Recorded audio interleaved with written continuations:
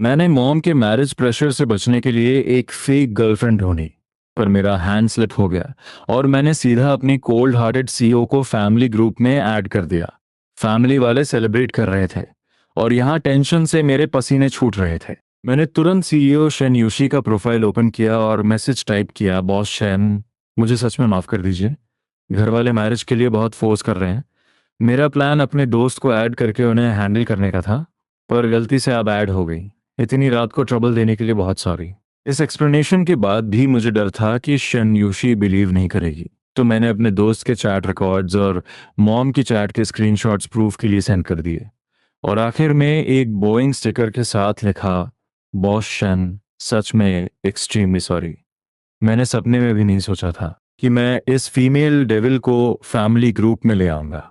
अब इकलौता सॉल्यूशन बस अच्छे से एक्सप्लेन करना था। शन यूशी बिलीव करेगी या नहीं, ये तो उसी पर डिपेंड करता है। वहीं दूसरी तरफ शिन यूशी अपने 1260 स्क्वायर फीट के ऑफिस में अकेली बैठी मेरे मैसेजेस और फैमिली ग्रुप की ग्रीटिंग्स को बड़े इंटरेस्ट से देख रही थी। उसने धीरे से चैट बॉक्स में एक लाइन टाइप की। इधर मैं अपना मोबाइल पकड़े शिन यूशी की चैट स्क्रीन पर ही अटका था। तभी मुझे मॉम के चिल्लाने की आवाज़ आई। मेरा तो दिमाग ही सुन्न हो गया।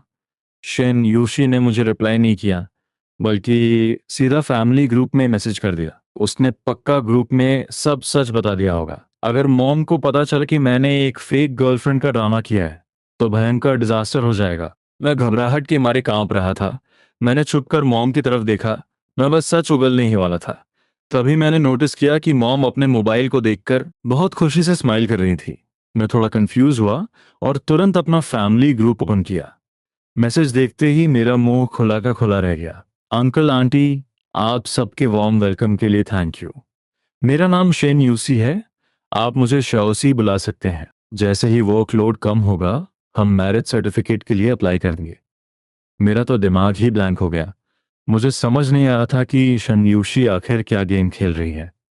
पर एक बात क्लियर थी, वो गुस्सा नहीं थी, बल्कि उल्टा मुझे कवर करने में हेल्प कर रही थी। और वो मैरिज सर्टिफिकेट वाली बात, ये तो नेक्स्ट लेवल पागलपन है। किसी भी एंगल से ये ऐसा काम नहीं है जो एक कोल्ड हार्टेड फीमेल बॉस करे। मैं अभी इसी कंफ्यूजन में था कि तभी मेरे मोबाइल पर दो नोटिफिकेशन साउंड बजे। आखिरकार शन योशी का मैसेज आ ही गया, पर उसमें सिर्फ दो वर्ड लिखे थे, अंडरस्टूड। मैं पूरी तरह शॉक में था जब मैं होश में आया और फैमिली ग्रुप में लगातार आते हुए नए मैसेजेस देखे तो मेरी हालत और खराब गई। आखिर शन योशी का मतलब क्या है? वो ग्रुप में इतनी फ्रेंडली होकर क्यों बात कर रही है? मैंने हिम्मत करके शन योशी को एक और मैसेज भेजा, बॉस शन, अब जब आपको सब सच पता चल गया है तो प्लीज आप ग्रुप एग्जिट कर दीजिए। आखिर वो मेरी बॉस है। अगर मॉम ने उसे किक आउट कर दिया तो मेरी तो जॉब चली जाएगी। और वैसे भी उसकी कोई गलती नहीं है, मैंने ही उसे बाय मिस्टेक ऐड किया था। आधे मिनट बाद मुझे शन यूशी का रिप्लाई मिला और उस रिप्लाई ने मेरे तोते उड़ा दिए। उसने लिखा था, मैं एग्जिट क्यों करूं? मैंने तुरंत रिप्लाई किया, बॉस शेन, क्योंकि ये मेरा फैमिली ग्रुप है, कोई ऑफिस का वर्क ग्रुप नहीं। मेरा मतलब बिल्कुल क्लियर था, ये मेरी पर्सनल स्पेस है और बॉस शेन का इसमें कोई काम नहीं है। पर अगले ही सेकंड उसके रिप्लाई ने मेरे होश उड़ा दिए। उसने लिखा, अब ये मेरी भी स्पेस है। और इसी बीच फैमिली ग्रुप में मैसेजेस की बाढ़ आई हुई थी। घर वालों ने तो हमारे लिए रेंट पर एक घर देखने का प्लान भी बन लिया था ताकि हम साथ रह सकें। यहाँ तक कि खाना कौन बनाएगा, बर्तन कौन धोएगा, सब डिसाइड हो गया था। और जाहिर सी बात है, ये सारे काम मेरे हिस्से में ही आए थे। सबसे बड़ी बात, शनयुशी इस पूरे ड्रामा में उनका साथ दे रही थी। उसका टोन इतना नेचुरल था जैसे वो सच में मेरी गर्लफ्रेंड हो। बाहर बारिश तेज होने लगी। बारिश की आवाज सुनकर मॉम ने खिड़की से बाहर देखा। बारिश बहुत तेज हो गई है। शाओशी शायद अभी भी ऑफिस में ओवर टाइम कर रही होगी। ये कहते हुए मॉम ने मुझे एक हल्की चपत लगाई और डांटते हुए कहा, बेवकूफों की तरह बैठे मत रहो, जल्दी जाओ और शाओशी को ऑफिस से पिक करके लाओ। क्या सच में मुझे उसे पिक करने जाना होगा? इतनी भयंकर बारिश में क्या मुझे घर पर बैठकर आराम से हॉट सूप नहीं पीना चाहिए? मैं मॉम को बोलने ही वाला था कि शन यूशी अपने घर पहुंच चुकी है। तभी मेरा फोन दो बार वाइब्रेट हुआ। मैंने चेक किया, शन यूशी का मैसेज था, मेरे ऑफिस आओ। उसकी टोन एकदम कोल्ड और रूथलेस थी। हाँ, ये मेरी असली बॉस ही है। लगता है आज मैं इस मुसीबत से बच नहीं पाऊंगा, पर चलो अच्छा है, फेस टू फेस बात करके पूछूंगा कि आखिर उसका प्लान क्या है। ग्रुप एग्जिट करने को कहो तो करती नहीं। ऊपर से फैमिली के सामने अपना पूरा इंट्रो भी दे दिया, माना उसने अपनी असलियत छुपाकर सिर्फ अपनी पर्सनालिटी का एक छोटा सा हिस्सा दिखाया है। पर घरवाले तो पूरी तरह इंप्रेस हो चुके हैं। क्या ये मुझे फंसाने की कोई ट्रिक है? यही सब सोचते हुए मैं पूरे कॉन्फिडेंस के साथ उठकर खड़ा हुआ और घर वालों की नज़रों में देखते हुए एकदम सीरियस टोन में कहा, मॉम, आप बिल्कुल सही कह रही हैं। मैं अभी जाता हूँ और शौशी को सेफली घर ड्रॉप करता हूँ। ये बोलकर मैं सीना चौड़ा करके फुल एटीट्यूड में दरवाजे की तरफ बढ़ा। दिमाग खराब है क्या तुम्हारा? बिना अम्ब्रेला के जाओगे? मॉम ने मुझे डांटते हुए कहा। फिर उन्हें अचानक कुछ याद आया और वो बोली, शाओशी के लिए थोड़ा हॉट सूप भी पैक कर लेना। पास ही खड़ी ग्रैंडमा ने भी स्माइल करते हुए कहा, हाँ, बर्तन में मटन का बोन सूप रखा है, घंटों से पक रहा है, बहुत अच्छी महक आ रही है। मेरी आंट ने भी हाँ मिलाई, बिल्कुल सही। मैं अभी जाकर पैक कर लाती हूँ। मेरी आंट किचन के सबसे करीब खड़ी थी और वो सीधा किचन में चली गई। 2 मिनट के अंदर ही उन्होंने सूप पैक करके मुझे पकड़ा दिया, साथ में एक बड़ी डबल अम्ब्रेला भी दी। मॉम ने मुझे वार्निंग देते हुए कहा, अपनी इलेक्ट्रिक बाइक मत लेकर जाना, बारिश में रिस्क है, तो गिर जाए तो कोई बात नहीं, पर लड़की को पिक करना एक इम्पॉर्टेंट ड्यूटी है, उसके काम में कोई डिले नहीं होना चाहिए। मैं सच में स्पीचलेस था। मामला इतना सिंपल नहीं लग रहा था। अब जबकि पूरी फैमिली शेन यूशी को इतना पसंद कर रही है, अगर मैंने उन्हें सच बता दिया तो वो मुझे पक्का घर से बाहर निकाल देंगे। ज्यादा सोचने का टाइम नहीं था। मैं भागकर नीचे गया और एक टैक्सी बुक करके सीधा कंपनी की तरफ निकल पड़ा। कंपनी पहुंचते पहुंचते बारिश और भी भयानक हो चुकी थी, बिल्कुल मेरे अंदर चल रहे तूफान की तरह। 5 मिनट बाद मैं शेन्यूशी के ऑफिस के दरवाजे पर खड़ा था। मैंने स्लोली डोर नॉक किया और अंदर से एक कोल्ड आवाज आई। आवाज सुनते ही मैं समझ गया कि ये शेन्यूशी है।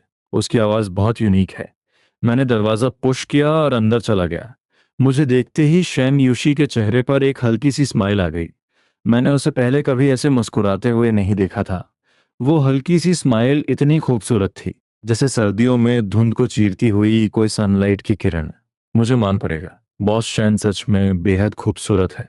मैंने बहुत पोलाइटली कहा, बॉस शैन, पर उसने बिना सिर उठाए ही जवाब दे दिया, वेट करो, पहले मैं उनसे बात कर लूं, फिर तुमसे बात करती हूँ। उसकी टोन एकदम ऑफिशियल और कोल्ड थी, फैमिली ग्रुप वाली उस मीठी और पोलाइट लड़की से बिल्कुल अलग। और सबसे फ्रस्ट्रेटिंग बात तो ये थी कि वो सच में मेरे फैमिली ग्रुप में घर वालों से चैट कर रही थी। उसके सामने मैं किसी अनाथ बच्चे जैसा फील कर रहा था, जिसे कोई नहीं पूछता। मुझे उसे रोकना ही होगा, बॉस शैन। ऐसा लग रहा है कि आपको मेरे फैमिली ग्रुप में बहुत ज्यादा इंटरेस्ट आ रहा है। मेरी बात सुनकर शिन्यूशी ने अपनी खूबसूरत आंखें उठाई और मेरे हाथ में एक टिफिन बॉक्स देखकर थोड़ा कंफ्यूज होकर पूछा, ये क्या है? मैंने टिफिन बॉक्स को उसकी टेबल पर रखा और पूरी सीरियसनेस के साथ बोला, ये बोन सूप है जो मेरी मॉम ने आपके लिए भिजवाया है, ताकि आप सर्दी से बच सकें, इसलिए इसे थर्मोस बॉक्स में पैक किया है, ताकि इसे पीकर आपको वार्म फील हो। और उन्होंने मुझे आपको सेफली घर ड्रॉप करने का ऑर्डर भी दिया है। ये सुनकर शेन्यूशी एक पल के लिए सुन्न रह गई। उसके अंदर इमोशंस का एक सैलाब सा आ गया। वो एक बहुत ही रिच बैकग्राउंड से आती थी, जहाँ खाना बनाने के लिए हमेशा सर्वेंट्स होते थे। उसने आज तक कभी किसी माँ के हाथ का प्यार से बना सूप टेस्ट नहीं किया था।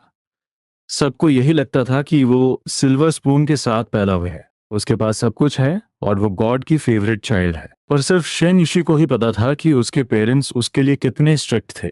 एक सक्सेसफुल इंसान बनने के लिए वो बचपन से ही फॉरेन में पली बड़ी थी, जबकि उसके पेरेंट्स अपने बिजनेस में बिजी रहते थे। प्यार की इसी कमी ने उसे इतना टफ और रेजिलिएंट बना दिया था। पर मेरी फैमिली के इस फ्रेंडली माहौल ने उसके दिल को अंदर तक छू लिया था। ये फीलिंग उसके लिए बहुत ही रिलैक्सिंग और मैजिकल थी, जिसकी वजह से वो इस पल को और ज्यादा एंजॉय करना चाहती थी। पर मैंने एकदम सीरियस होकर उसे बीच में ही रोक दिया, बच्चन। ये सारा प्यार मेरी मॉम अपनी फ्यूचर डॉटर इन लॉ के लिए भेज रही हैं। अब जबकि सारी गलतफहमी दूर हो चुकी है, मेरी आपसे बस यही रिक्वेस्ट है कि प्लीज मेरे फैमिली ग्रुप से एग्जिट ले लीजिए, वरना मेरी मॉम सच में आपको अपनी बहू मान बैठेंगी और जब उन्हें सच पता चलेगा तो वो बहुत हर्ट होंगी।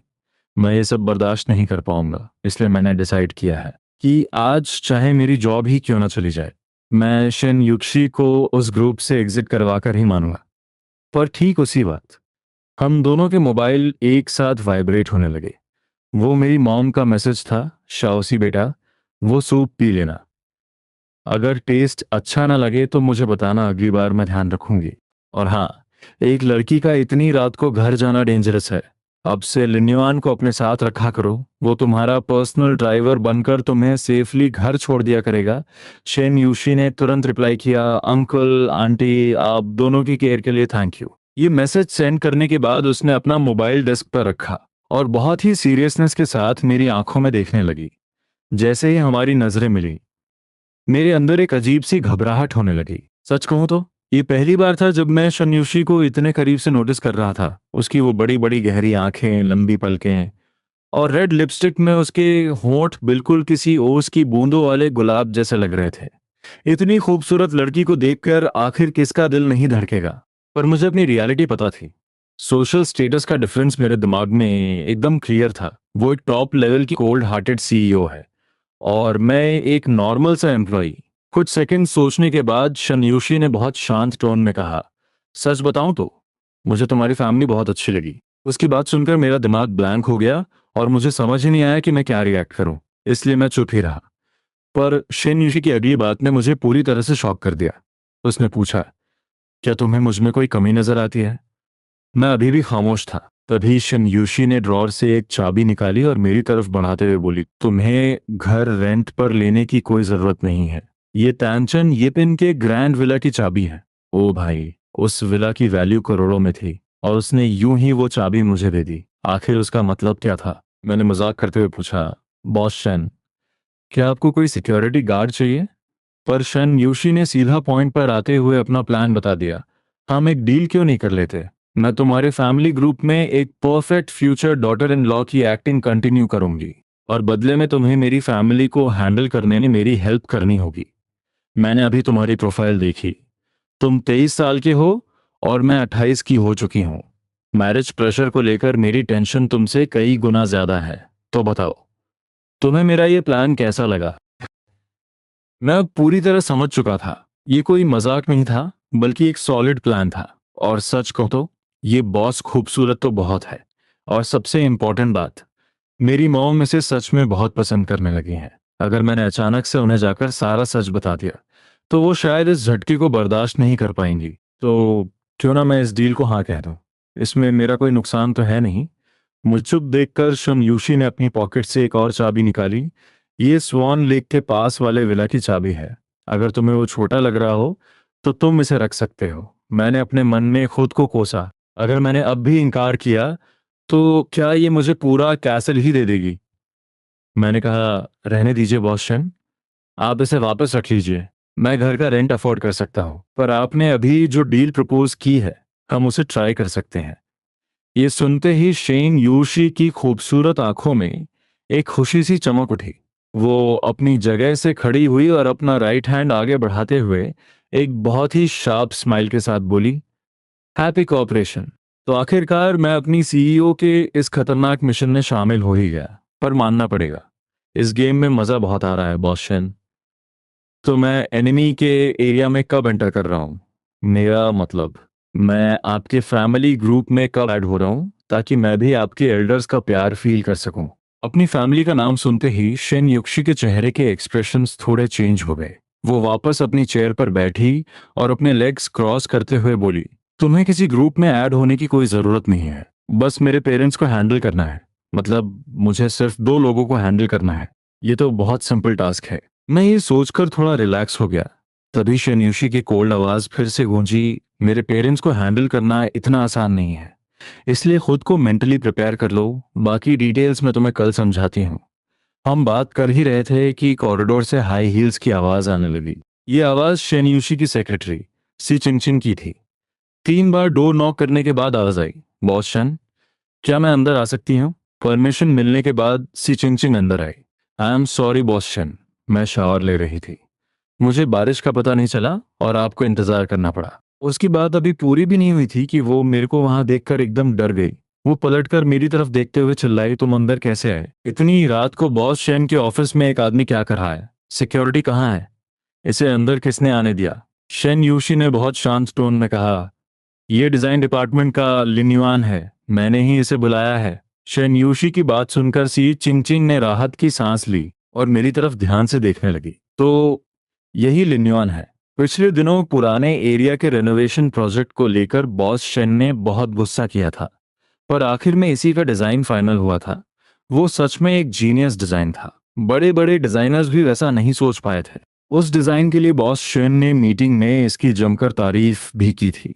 सब जानते हैं कि बॉस शेन से एक तारीफ सुनना मतलब आसमान छूने के बराबर है। उन्होंने ऑफिस में कई बार लिन्यान को ग्रूम करने और उस पर फोकस करने की बात कही थी, इसलिए सी चिंगचिंग को ये नाम बहुत अच्छी तरह याद था।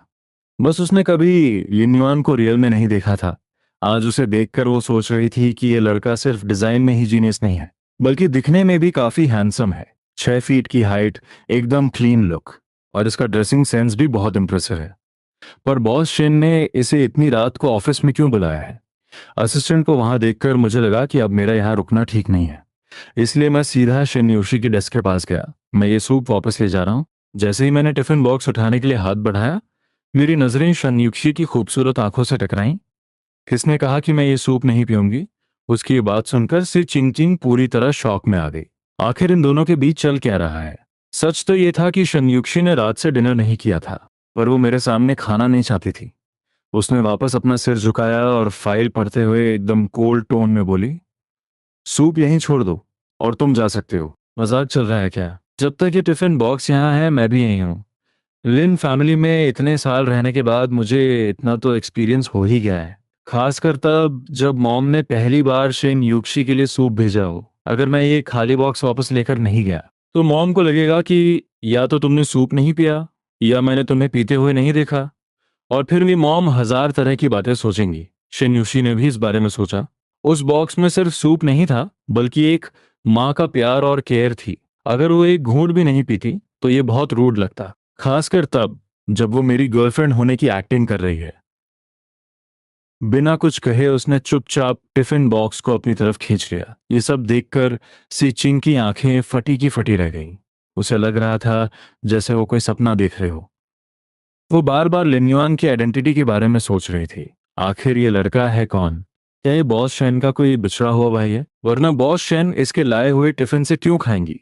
उस टिफिन के अंदर रखा वो बड़ा सा बोन देखकर शेन युक्शी के माथे पर सिलवटें पड़ गईं। वो नखरे नहीं कर रही थी, बस वो बोन सच में बहुत बड़ा था। नॉर्मली उसके घर पर सर्वेंट्स बहुत छोटे पीसेस में मीट पकाते थे। अपने हाथ के साइज का इतना बड़ा बीफ बोन उसने लाइफ में पहली बार देखा था। उसे समझ ही नहीं आ रहा था कि वो इसे खाना शुरू कैसे करे। उसे इस तरह परेशान देखकर से चिंग चिंग घबराहट में पसीने पसीने हो रही थी। मैंने कहा, अगर आपको इसे खाने में प्रॉब्लम हो रही है तो रहने दीजिए। मैं मॉम को बोल दूंगा कि आपने सूप पी लिया है। ये बोलकर मैं 2 कदम आगे बढ़ा ताकि मैं खुद उस सूप को खत्म कर दूं। पर तभी शेन यूशी की आंखों में एक अजीब सी वार्निंग दिखाई दी। उसने एकदम स्ट्रिक्ट टोन में कहा, डोंट मूव। इसके बाद उसने उस बड़े से बोन को निकाला और उसके ऊपर से मीट को हाथों से ही अलग कर लिया। फिर वो बहुत आराम से छोटे छोटे बाइट्स लेकर उसे खाने लगी। धीरे धीरे उसने सारा मीट खत्म कर दिया और फिर टिफिन बॉक्स उठाकर सूप का एक घूंट लिया। उस बीफ सूप का रिच टेस्ट और खुशबू सच में बहुत कमाल की थी। एकदम सेटिस्फाइड होकर उसने टिफिन बॉक्स नीचे रखा और मेरी तरफ देखते हुए बोली, अब तुम इसे लेकर जा सकते हो। मैं पूरी तरह शॉक में था, और मुझसे भी बड़ा शौक सी चिंग चिंग को लगा था। बॉस शेन और अपने हाथों से बीफ बोन तोड़कर खा रही हैं, क्या कोई इस बात पर बिलीव करेगा? ये बात तो 100% क्लियर हो चुकी थी कि इस लिन्युआन और बॉस शेन का रिलेशनशिप बिल्कुल नॉर्मल नहीं है। जाते जाते शेन योशी ने कहा, मेरी तरफ से आंटी को थैंक यू बोलना। मैंने अपनी लाइफ में पहली बार इतना टेस्टी बीफ सूप पिया है। मैं एकदम सुनने खड़ा था। मैंने सपने में भी नहीं सोचा था कि ये कोल्ड हार्टेड सीईओ कभी किसी को थैंक यू भी बोलेगी। पर इन सब अजीब हरकतों के बावजूद मुझे ये नई शनयुशी पहले से कहीं ज्यादा अच्छी लग रही थी। पर लिन्यान ने कुछ नहीं कहा। वो थर्मोस लेकर सीईओ ऑफिस से बाहर आ गया। घर पहुंचते ही मॉम ने सवालों की झड़ी लगा दी, सच सच बता, तू और शालजी कब से रिलेशनशिप में हो? मॉम के चेहरे के एक्सप्रेशन से साफ पता चल रहा था कि वो अपनी इस फ्यूचर डॉटर इन लॉ को कितना पसंद करती हैं। इतनी खूबसूरत, सेंसिबल और इतने अच्छे फैमिली बैकग्राउंड वाली ऐसी लड़कियां आजकल कहाँ मिलती हैं? कल तक तो तू कह रहा था कि तेरी कोई गर्लफ्रेंड नहीं है, और अचानक से आसमान से एक खूबसूरत परी टपक पड़ी जिसके पास कार है, घर है और ऊपर से वो तेरी बॉस भी है। आखिरकार लिन्यान ने चुप्पी तोड़ी। दरअसल हमें साथ में काफी टाइम हो गया है, पर शाओशी इस साल 28 की हो गई है। उसकी एज मुझसे थोड़ी ज्यादा है, इसलिए मैंने बताने की हिम्मत नहीं की। एज ज्यादा है तो क्या हुआ, आज की सोसाइटी में ये सब कौन देखता है। बस तुम दोनों का प्यार सच्चा होना चाहिए। मैं तुझे बता रही हूँ शाओशी बहुत अच्छी लड़की है। मैं तुझे बता रही हूँ शाओशी बहुत अच्छी लड़की है, उसे हमेशा खुश रखना। लिन्युन हंस पड़ा। आपको कैसे पता कि वो इतनी अच्छी है? मुझे कैसे नहीं पता होगा, मैंने अभी उससे चैट की। मैंने पूछा कि वो घर पहुंच गई क्या, तो वो बोली कि वो घर की क्लीनिंग कर रही है, ताकि जब तू वहां शिफ्ट हो तो तुझे कोई प्रॉब्लम ना हो और कंफर्टेबल फील हो। ये बोलकर मॉम ने फैमिली ग्रुप ओपन किया और लिनवान को खुद पढ़ने को कहा। शन यूशी ने तो ग्रुप में बेडरूम की पिक्चर भी सेंड की थी। बेड बहुत बड़ा और सॉफ्ट लग रहा था, और उस पर दो बड़े बड़े कुशन्स भी रखे थे। सच में वो बहुत कंफर्टेबल लग रहा था। उसके बाद तो जैसे फैमिली मेंबर्स ने शन योक्सी की तारीफों की बारिश ही कर दी। सब उसकी ड्यूटी और केयर की जमकर तारीफ कर रहे थे। सच कहूं तो लिनन को अभी भी समझ नहीं आ रहा था कि हमेशा इतने एटीट्यूड में रहने वाली बॉस शन उसके फैमिली ग्रुप में आकर बिल्कुल ही बदल कैसे गई है। और सबसे अनबिलीवेबल बात तो ये थी कि वो क्यूट इमोजी सेंड कर रही थी। इसी सब के बारे में सोचते सोचते पूरी रात निकल गई और वो सो ही नहीं पाया। उसे पक्का इंसोम्निया हो गया था। अगले दिन जब उसकी आंख खुली तो 8 बज चुके थे। उसने गहरी सांस ली और सोचा, चलो अब उठकर अपनी सीईओ शन युक्सी का पेट पालने का टाइम आ गया है। आखिर वो उसकी बॉस है। अगर वो मेहनत करेगा तभी तो बॉस एक लग्जरी लाइफ जी पाएगी। तो लीगली देखा जाए तो वो अपनी बॉस को पाल ही रहा है ना। लिनयान उठा और सीधा लिविंग रूम में गया। उसने देखा कि डाइनिंग टेबल पर एक प्लास्टिक बैग में 4 गर्मा गर्म बन्स रखे थे। उसने तुरंत एक बन निकाला और मुंह में ठूंस लिया, और बन खाते खाते अपनी जैकेट पहनकर अपनी इलेक्ट्रिक बाइक की तरफ बढ़ गया। कंपनी पहुंचते पहुंचते पूरे 9 बज चुके थे। उसने अपने लिए एक ग्लास वार्म वाटर लिया और पानी पीते पीते अपना मोबाइल निकाला ताकि फैमिली ग्रुप में अपनी डेली अटेंडेंस लगा सके। उसने जैसे ही ग्रुप ओपन किया उसके होश ही उड़ गए। बॉस शन तो सच में नेक्स्ट लेवल डेडिकेटेड निकली। उसने सुबह 6 बजे ही ग्रुप में अपनी जॉगिंग की अपडेट डाल दी थी, और साथ में एक मैसेज भी था, new day, all the best everyone. और उसके ठीक नीचे आंटी और मॉम के रिप्लाईज की लाइन लगी हुई थी। मानना पड़ेगा, एज के साथ लोग सुबह जल्दी उठने लगते हैं। घर के सारे एल्डर्स सुबह जल्दी उठते हैं और अपनी हेल्थ को लेकर बहुत कॉन्शियस रहते हैं। शेन यूशी को इतनी सुबह जॉगिंग करते देख वो सब बहुत खुश थे कि आजकल के यंग लोगों का फिटनेस पर इतना फोकस करना सच में बहुत बड़ी बात है। मॉम ने तो ग्रुप में यहाँ तक कह दिया था कि फ्यूचर में शेन युक्सी उन्हें भी अपने साथ जॉगिंग पर लेकर जाए, ताकि उनका ये आलस भी थोड़ा दूर हो सके। ये सब पढ़कर लिन्युआन पूरी तरह स्पीचलेस हो गया। क्या जॉगिंग करने से इंसान इमॉर्टल हो जाता है? लिन्युआन का मैसेज देखते ही मॉम ने तुरंत रिप्लाई किया, क्या तूने टेबल पे रखे बंस ले लिए हैं? लिन्युआन ने रिप्लाई किया, हाँ ले लिए, पर इस बार बंस का टेस्ट कुछ खास नहीं था। मॉम ने गुस्से में रिप्लाई किया, वो बंस तेरे लिए थे नालायक, वो मैंने शाओसी के लिए बनाए थे। क्या तूने वो चारों बंस अकेले खा लिए? मैं भी सोचूं, आज मॉम इतनी लविंग कैसे हो गई कि सुबह सुबह मेरे लिए ब्रेकफास्ट रेडी कर दिया। मुझे क्या पता था कि वो सब शेन यूशी के लिए था। अब लिन्युआन ग्रुप में क्या ही बहस करता। रास्ते में बाइक चलाते हुए बंस खाने के अलावा कोई और काम तो था नहीं, तो उसने चारों बंस ठूंस लिए थे। वहीं दूसरी तरफ शेन युक्षी अपने ऑफिस में बैठकर कॉफी पी रही थी, और साथ ही कंप्यूटर पर सदर्न फैमिली के साथ कैसे एडजस्ट करें पर आर्टिकल्स पढ़ रही थी। शेन युक्षी नेचर से ही बहुत सीरियस और डेडिकेटेड इंसान है। वो जो भी टास्क हाथ में लेती है उसे अपना बेस्ट देकर ही पूरा करती है। यहाँ तक कि एक फेक डॉटर इन लॉ का रोल प्ले करने में भी वो कोई कसर नहीं छोड़ रही थी। वो पूरे फोकस के साथ आर्टिकल पढ़ ही रही थी। तभी उसे एक प्राइवेट मैसेज आया, बॉस शेन, जरा फैमिली ग्रुप चेक कीजिए। शेन यूशी ने तुरंत ग्रुप ओपन किया। मैसेज पढ़ते ही उसके चेहरे के एक्सप्रेशंस बदल गए। उसे पूरी स्टोरी समझ आ गई थी। मॉम के बनाए बंस लिन्युआन में खा लिए थे, और अब वो बुरी तरह भड़की हुई थी। शिनयुक्शी को समझ नहीं आ रहा था कि वो हंसे या रोए, पर अंदर ही अंदर उसे ये केयर बहुत टच कर रही थी। उसने तुरंत रिप्लाई किया, आंटी प्लीज गुस्सा मत कीजिए। दरअसल मैं आजकल डाइट पर हूँ, बंस खाने से वेट गेन हो सकता है, इसलिए मैंने ही लिनियान को खाने के लिए कहा था और एक्सपेक्टेड था। फ्यूचर डॉटर इन लॉ का मैसेज आते ही मॉम का पूरा फोकस लिनियान से हटकर शन यूक्षी पर शिफ्ट हो गया। शौशी, कहीं इस नालायक ने तुम्हें ये सब बोलने के लिए फोर्स तो नहीं किया ना? तुम मुझे सच बताओ, मैं तुम्हारी साइड लूंगी। तुम मुझे बहुत वीक लग रही थी, इसलिए मैंने तुम्हें हेल्दी फील कराने के लिए वो बनाए थे। तुम्हारा वर्क शेड्यूल इतना बिजी होता है, अगर तुम अच्छा खाना नहीं खाओगी तो कैसे चलेगा? तुम्हें क्या खाना पसंद है? कल मैं तुम्हारे लिए वही बनाऊंगी और लिन्युआन के हाथ भिजवा दूंगी। अब से तुम्हारे खाने की पूरी रिस्पॉन्सिबिलिटी मेरी है। बाहर का खाना बिल्कुल भी हेल्दी नहीं होता। लिन्युआन की मॉम चाहे उससे कितनी भी स्ट्रिक्ट क्यों ना हो, पर दूसरों के लिए उनका नेचर बहुत लविंग है। शन्युक्षी ने सपने में भी नहीं सोचा था कि आंटी उसके ब्रेकफास्ट की रिस्पॉन्सिबिलिटी ले लेंगी। वो इमोशनल होकर अपने होंठ चबाने लगी। उसे अजीब सी खुशी महसूस हो रही थी। सच कहूं तो इतने सालों से वो बिजनेस संभाल रही है, पर खुद उसकी मॉम ने कभी उससे ये नहीं पूछा कि उसने ठीक से खाना खाया भी है या नहीं। उन्हें तो बस इसी बात की टेंशन रहती है कि शिन फैमिली की लेगेसी आगे कब बढ़ेगी। पर इमोशंस अपनी जगह हैं। शेन युक्षी बिल्कुल नहीं चाहती थी कि लिन्योन की मॉम उसके लिए रोज सुबह उठकर ब्रेकफास्ट बनाए। ये उनके लिए बहुत ट्रबल का काम होगा, और वो इतना एहसान कैसे ले सकती है? उसने मैसेज किया, इसकी कोई ज़रूरत नहीं है आंटी। हमारी कंपनी में एक कैफेटेरिया है और वहाँ का खाना बहुत टेस्टी होता है। शेन यूशी का ये रिप्लाई देखकर लिन्युआन को बहुत हंसी आ रही थी, जैसे कोई अपना ही प्रमोशन कर रहा हो। ये सच है कि कंपनी का खाना अच्छा था, पर लिन्युआन खुद को हंसने से रोक नहीं पा रहा था। खैर, मजाक अपनी जगह है। उसने तुरंत शेन यूशी को सपोर्ट करते हुए ग्रुप में मैसेज किया, हाँ मम, हमारी बॉस बहुत अच्छी हैं। कैफेटेरिया सच में टॉप क्लास है। वहाँ हमें डेली 4 कोर्सेज की डिश और सूप मिलता है, और चिकन लेग्स भी। लिन्योन मोबाइल हाथ में लिए ग्रुप में चैट कर ही रहा था, तभी उसे अपने कलीग शावांग की आवाज आई। मैंने अभी उस जिंदा शैतान को देखा है।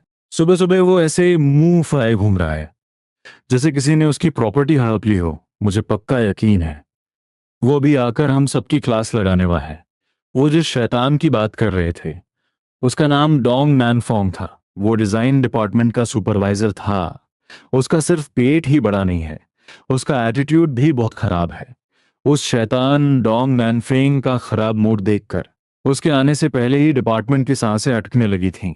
मैंने सुना है कि पुराने नेबरहुड वाले प्रोजेक्ट में उसे इस बार कोई एक्स्ट्रा कमीशन नहीं मिला। उसके कहे मुताबिक मटेरियल्स ऑर्डर नहीं हुए, तो वो बीच का कमीशन नहीं खा पाया। डोंग नैनफोंग का कमीशन खाना कंपनी में एक ओपन सीक्रेट बन चुका था। वो हर बार फाइनल डिजाइन में चुपके से चीप मटेरियल्स ऐड कर देता था। पर ये पुराना नेबरहुड रेनोवेशन प्रोजेक्ट खुद सीईओ शेन यूशी ने असाइन किया था। ये कंपनी का स्टार प्रोजेक्ट है, जिसके दम पर कंपनी की मार्केटिंग होने वाली है।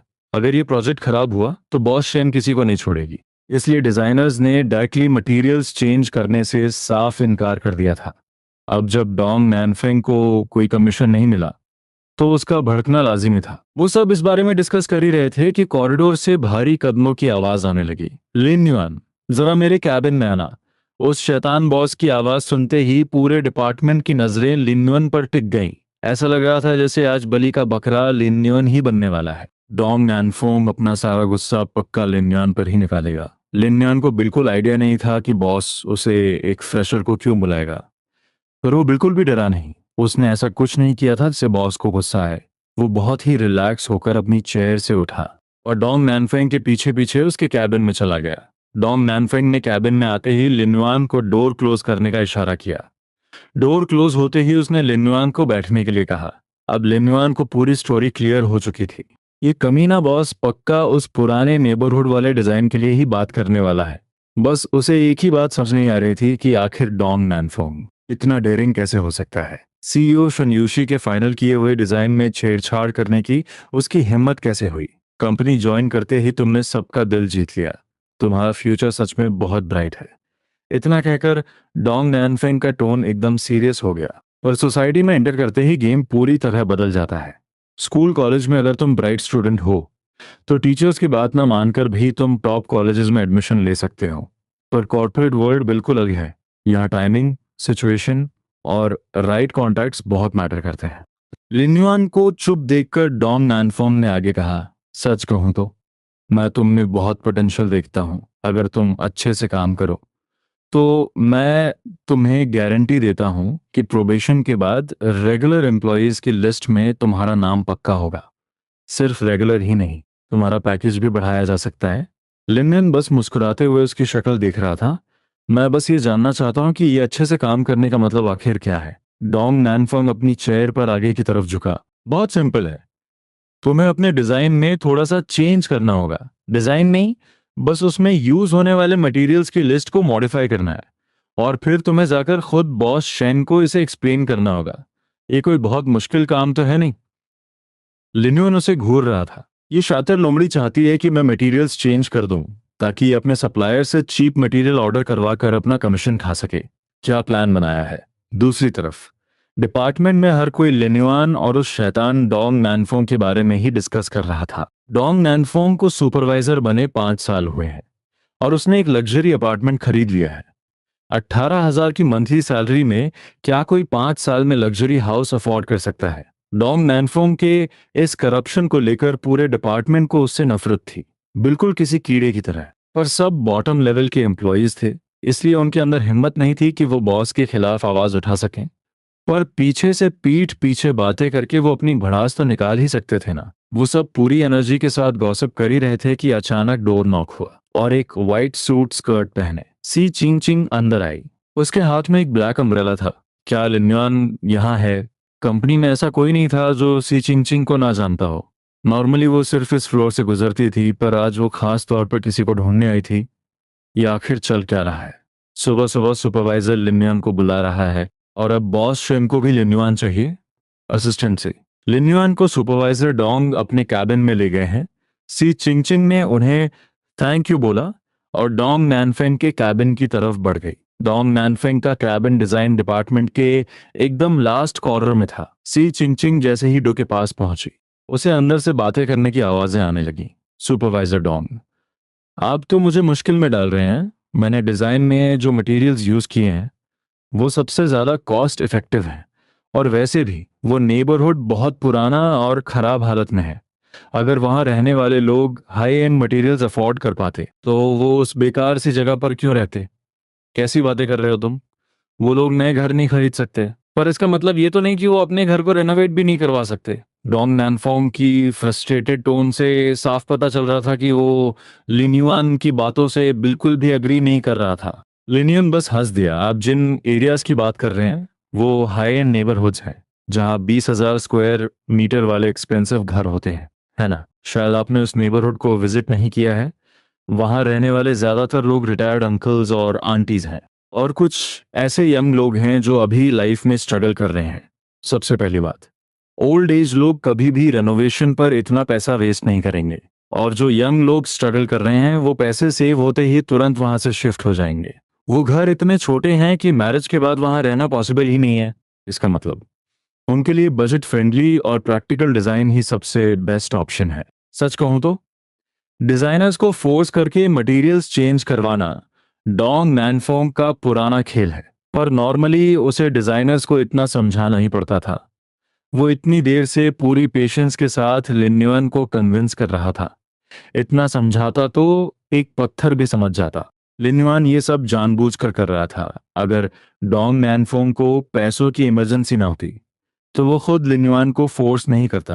आखिरकार ये प्रोजेक्ट खुद बॉस शेन ने फाइनल किया था, पर कुछ दिन पहले ही उसकी मदर इन लॉ का एक्सीडेंट हो गया था और उनके हॉस्पिटल बिल्स में ही लाखों रुपए खर्च हो चुके थे। ये नेबरहुड रेनोवेशन एक बहुत बड़ा प्रोजेक्ट था। 2 बिल्डिंग्स के मटेरियल से ही उसे लाखों का किकबैक मिल सकता था। इसलिए आज चाहे कुछ भी हो जाए, उसे लिन्योन से वो मटेरियल्स चेंज करवाने ही थे। लिन्योन बस अपने अच्छे डिजाइन के घमंड में उड़ रहा है। एक फ्रेशर जिसे आए अभी 1 महीना भी नहीं हुआ है, वो अपने बॉस को चैलेंज कर रहा है। डोंग नैनफोंग ने ताना मारते हुए कहा, मुझे नहीं पता था कि डिजाइनर लिन का एटीट्यूड इतना खराब है। सी चिंगचिंग तो बस एक अम्ब्रेला डिलीवर करने आई थी, पर उसे नहीं पता था कि उसे ये सब सुनने को मिलेगा। वो और भी बातें सुनना चाहती थी, पर किसी की प्राइवेट बातें सुनना अच्छी बात नहीं है, इसलिए उसने दरवाजा नॉक कर दिया। नॉक की आवाज सुनते ही सुपरवाइजर डोंग ने गुस्से में ग्लास डोर की तरफ देखा, पर सीईओ शेन की असिस्टेंट को देखते ही उसके चेहरे पर एक झूठी खुशी आ गई। असिस्टेंट से, आप यहाँ कैसे? उसके चेहरे के एक्सप्रेशंस ऐसे बदल गए जैसे किसी भिखारी को लॉटरी लग गई हो। सी चिंगचिंग ने बहुत पोलाइटली स्माइल किया और अपनी चेयर पर बैठे लिन्यान की तरफ देखकर कहा, बॉस शेन ने मुझे ये अम्ब्रेला तुम्हें देने के लिए भेजा है। और ये बोलते ही उसने एक लाइन और ऐड की, बॉस शेन ने कहा है कि जब तुम अपना काम खत्म कर लो तो उनसे मिलने ऑफिस आ जाना, उन्हें तुमसे कुछ जरूरी बात करनी है। ये सुनते ही डोंग नानफैंग के होश उड़ गए। उसने हैरान होकर अपना चश्मा ठीक किया और कभी सी चिंगटिंग तो कभी लिन्युआन को देखने लगा। ये आखिर चल क्या रहा है? बॉस शेन इसे अम्ब्रेला क्यों भेजेंगी, और वो भी ये मैसेज कि काम खत्म होने के बाद आराम से आना। बॉस शेन जब भी किसी को बुलाती है तो उनका ऑर्डर होता है कि अभी के अभी मेरे कैबिन में आओ, और वो इस फ्रेशर को काम खत्म करने का टाइम दे रही है। कंपनी में 5 साल से काम कर रहे बॉस ने अपनी लाइफ में पहली बार किसी एम्प्लॉय को ऐसा वीआईपी ट्रीटमेंट मिलते देखा था। लिनवन ने आराम से अपना हाथ आगे बढ़ाकर अम्ब्रेला ले लिया और एक पोलाइट स्माइल दी। से चिंचिंग ने अपना मैसेज डिलीवर किया, डोंग नैनफॉर्म की तरफ एक वार्निंग लुक दिया और मुड़कर कैबिन से बाहर निकल गई। लिन्युअन के हाथ में उस अम्ब्रेला को देखकर डोंग नैनफॉर्म गहरी सोच में डूब गया। फाइल्स या बोनस भिजवाना तो समझ आता है, पर ये अम्ब्रेला भेजने का मतलब तो बहुत गहरा है। कंपनी की टॉप सीईओ खुद एक एम्प्लॉय को अम्ब्रेला भेज रही है, वो भी ठीक उस वक्त जब वो उसे मटेरियल्स चेंज करने के लिए फोर्स कर रहा है। डोंग नैनफेंग अब सच में बुरी तरह डर गया था। उसने अभी अपनी बात खत्म ही की थी और बॉस शेन ने तुरंत इस लड़के को एक अम्ब्रेला भिजवा दिया। क्या इस अम्ब्रेला का मतलब प्रोटेक्शन है? अगर सच में ऐसा हुआ तो मेरा तो करियर ही खत्म हो जाएगा। डोंग नैनफोंग जितना सोच रहा था, उसकी घबराहट उतनी ही बढ़ रही थी। इतनी सर्दी में भी उसके पसीने छूट रहे थे। डोंग नैनफोंग के उस मोटे डरे हुए चेहरे को देखने से ज्यादा लिनयान को इस बात की टेंशन थी कि आखिर बॉस शेन ने उसे क्यों बुलाया है। कहीं मॉम ने उसके सूप में कोई मेडिसिन तो नहीं मिला थी। मुझे जाकर अभी चेक करना होगा। ये सोचते ही लिनयान तुरंत चेयर से उठा और बोला, सुपरवाइजर डोंग, मुझे जो बोलना था मैं बोल चुका हूँ, मुझे और भी काम है, तो मैं चलता हूँ। लिन्यान और डोंग नैनफेंग। लिन्यान पलटकर सीईओ कैबिन की तरफ चला गया। आज शन युक्शी ने ब्राउन कलर का सूट पहना हुआ था और उसके नीचे मैचिंग सिल्क ड्रेस, पैरों में ब्राउन हील्स। उसे देखते ही जो पहला वर्ड दिमाग में आता था वो था एलिगेंस। उसके ब्राउन शाइनी बालों को गोल्डन क्लिप से बांधा हुआ था, जिससे उसका स्ट्रिक्ट बॉस वाला लुक थोड़ा सॉफ्ट हो गया था। वो बहुत ही कॉन्फिडेंट, काम और हाई क्लास लग रही थी। जब असिस्टेंट सी चिंचिंग ऑफिस में आई तो वो अपनी चेयर पर बैठी आराम से फैमिली ग्रुप की चैट्स पढ़ रही थी। एक टॉप कोल्ड हार्टेड सीईओ छुप छुप कर अपने एम्प्लॉय के फैमिली ग्रुप की चैट्स पढ़ रही है। अगर वो ये बात बाहर बता दे तो कोई बिलीव ही नहीं करेगा। बॉस शेन, मैं अभी लिन्युआन को अम्ब्रेला देने गई थी। मैंने सुपरवाइजर डॉम को उसे मटेरियल्स चेंज करने के लिए फोर्स करते हुए सुना। ये सुनकर शेन यूक्सी के चेहरे से वो खुशी तुरंत गायब हो गई। मटेरियल्स चेंज करना? हाँ, वो उसे मटेरियल्स चेंज करने के लिए फोर्स कर रहे थे। शेन युक्सी स्लोली अपनी चेयर पर पीछे की तरफ हुई। उसकी खूबसूरत आंखों में एक खतरनाक चमक आ गई और उसकी आवाज में एक वार्निंग थी। तो ये बात है? बहुत इंटरेस्टिंग। साफ पता चल रहा था कि उसे डोंग मैनफिंग की कमीशन खाने वाली बात नहीं पता थी, पर उसके चेहरे के एक्सप्रेशंस देखकर ऐसा लग रहा था जैसे उसे इस बात से कोई हैरानी भी नहीं हुई। एक कंपनी में जहां हजारों एम्प्लॉयज काम करते हैं, उनमें से 50% तो सिर्फ टाइम पास करके सैलरी लेते हैं, 30% सिर्फ शो ऑफ करते हैं कि वो मेहनत कर रहे हैं, और सिर्फ 15% ही सच में कंपनी के लिए काम करते हैं। बाकी बचे 5% डोंग नैनफेंग जैसे लोग होते हैं जो अपनी पोजीशन का गलत फायदा उठाकर कंपनी को लूटते हैं। शन यूसी इस कॉर्पोरेट वर्ल्ड की रियलिटी को बहुत अच्छे से समझती थी। यह हर कंपनी की स्टोरी है, पर डोंग नैनफोंग से ज्यादा उसे लिन्यान के डिसीजन में इंटरेस्ट था। वो टैलेंटेड फ्रेशर जो अब उसका फेक बॉयफ्रेंड भी है। उसका रिएक्शन क्या था? उसने क्या जवाब दिया? शेन्यूशी ने अपना मोबाइल नीचे रखा। उसके चेहरे पर इंटरेस्ट साफ दिख रहा था। सुपरवाइजर डॉन ने कहा कि लिन्यान को वो मटेरियल्स यूज करने होंगे। मुझे लगता है कि उनका उन मटेरियल सप्लायर्स के साथ कोई लॉन्ग टर्म टाई अप है। ऐसे लोगों को तुरंत फायर कर देना चाहिए। ये कंपनी को अंदर ही अंदर दीमक की तरह खा रहे हैं। ये सब। शन यूशी ने उसे बीच में ही रोक दिया। मेरा मतलब है, लिन युआन का क्या रिएक्शन था? चिंगचिंग एकदम चुप हो गई। जो वो बोलना चाहती थी वो उसके गले में ही अटक गया। उसने हैरानी से शन यूशी की तरफ देखा। ऐसे सिचुएशन में बॉस शेन को डोंग नैनफोंग के खिलाफ एक्शन नहीं लेना चाहिए। वो डोंग नैनफोंग के बारे में छोड़कर लिनयन के बारे में क्यों पूछ रहे हैं? क्या बॉस का फोकस चेंज हो गया है? पर वो बॉस से बहस तो कर नहीं सकती थी, इसलिए उसने मासूमियत से पलके झपकाते हुए कहा, लिनयन ने अभी कुछ कहा ही नहीं था कि उन्होंने मुझे देख लिया और मैं सीधा आपकी कैबिन में आ गई। इतना कहकर उसने डरते हुए एक लाइन और ऐड कर दी, कहीं शनयूशी उससे गुस्सा ना हो जाए। पर लिन्युआन की बातें सुनकर ऐसा लग रहा था कि वो मटेरियल्स चेंज करने के अगेंस्ट है। ये सुनकर शनयूशी के चेहरे पर एक खुशी की मुस्कान आ गई, जैसे उसे वही आंसर मिला हो जो वो सुनना चाहती थी। ये तीसरी बार था जब लिन्युआन ने उसे इम्प्रेस किया था। पहली बार उसका डिजाइन, जो कंपनी के टॉप डिजाइनर्स भी नहीं बना पाए थे, लिन्युआन ने ना सिर्फ उसे कंप्लीट किया बल्कि एक्सपेक्टेशन से बहुत बेटर बनाया। दूसरी बार उसने शेन यूशी का दिया हुआ लग्जरी हाउस लेने से इनकार कर दिया।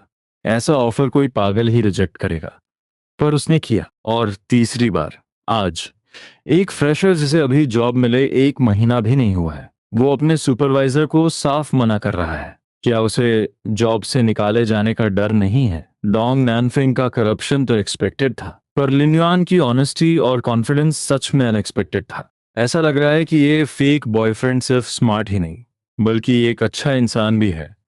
तभी डोर नॉक होने की आवाज से शन यूशी का फोकस टूटा। लिन्युआन अंदर आया। उसके हाथ में कॉफी के 2 कप्स थे। शी चिंगचिंग ने लिन्युआन और शेन यूशी की तरफ देखा और चुपचाप कैबिन से बाहर निकल गई। बॉस शेन, क्या आपने मुझे बुलाया था?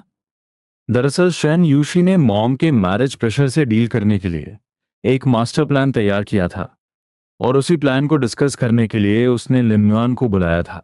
शेन यूशी की मॉम कोई नॉर्मल मॉम नहीं है।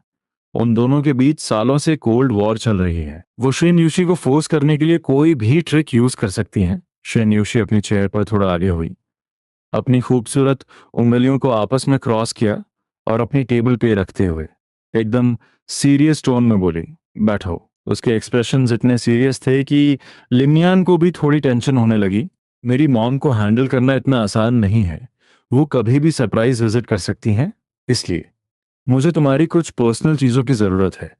मैं तुम्हें पैसे दूंगी, तुम जाकर अपने लिए कुछ नया सामान खरीद लेना और उसे मेरे घर पहुंचा देना। उसकी टोन में जरा सा भी इमोशन नहीं था। ऐसा लग रहा था जैसे वो कोई ऑफिशियल ऑर्डर दे रही हो। पर उसके चेहरे पर गिरते हुए बालों की वजह से वो थोड़ी सॉफ्ट और जेंटल लग रही थी। सुबह की सनलाइट उसके खूबसूरत चेहरे पर पड़ रही थी। लिनवान जहां बैठा था वहां से वो शनयूशी की आंखों में अपना रिफ्लेक्शन साफ देख सकता था। सच में, जब ये खूबसूरत औरत इतने फोकस के साथ किसी को देखती है तो किसी के भी दिल की धड़कनें रुक सकती हैं। ठीक है, इतना कहकर लिन्यान एक स्माइल के साथ बाहर निकल गया। ऑफिस में सब लोग बेसब्री से लिन्यान का वेट कर रहे थे कि आखिर वो जिंदा वापस आता भी है या नहीं।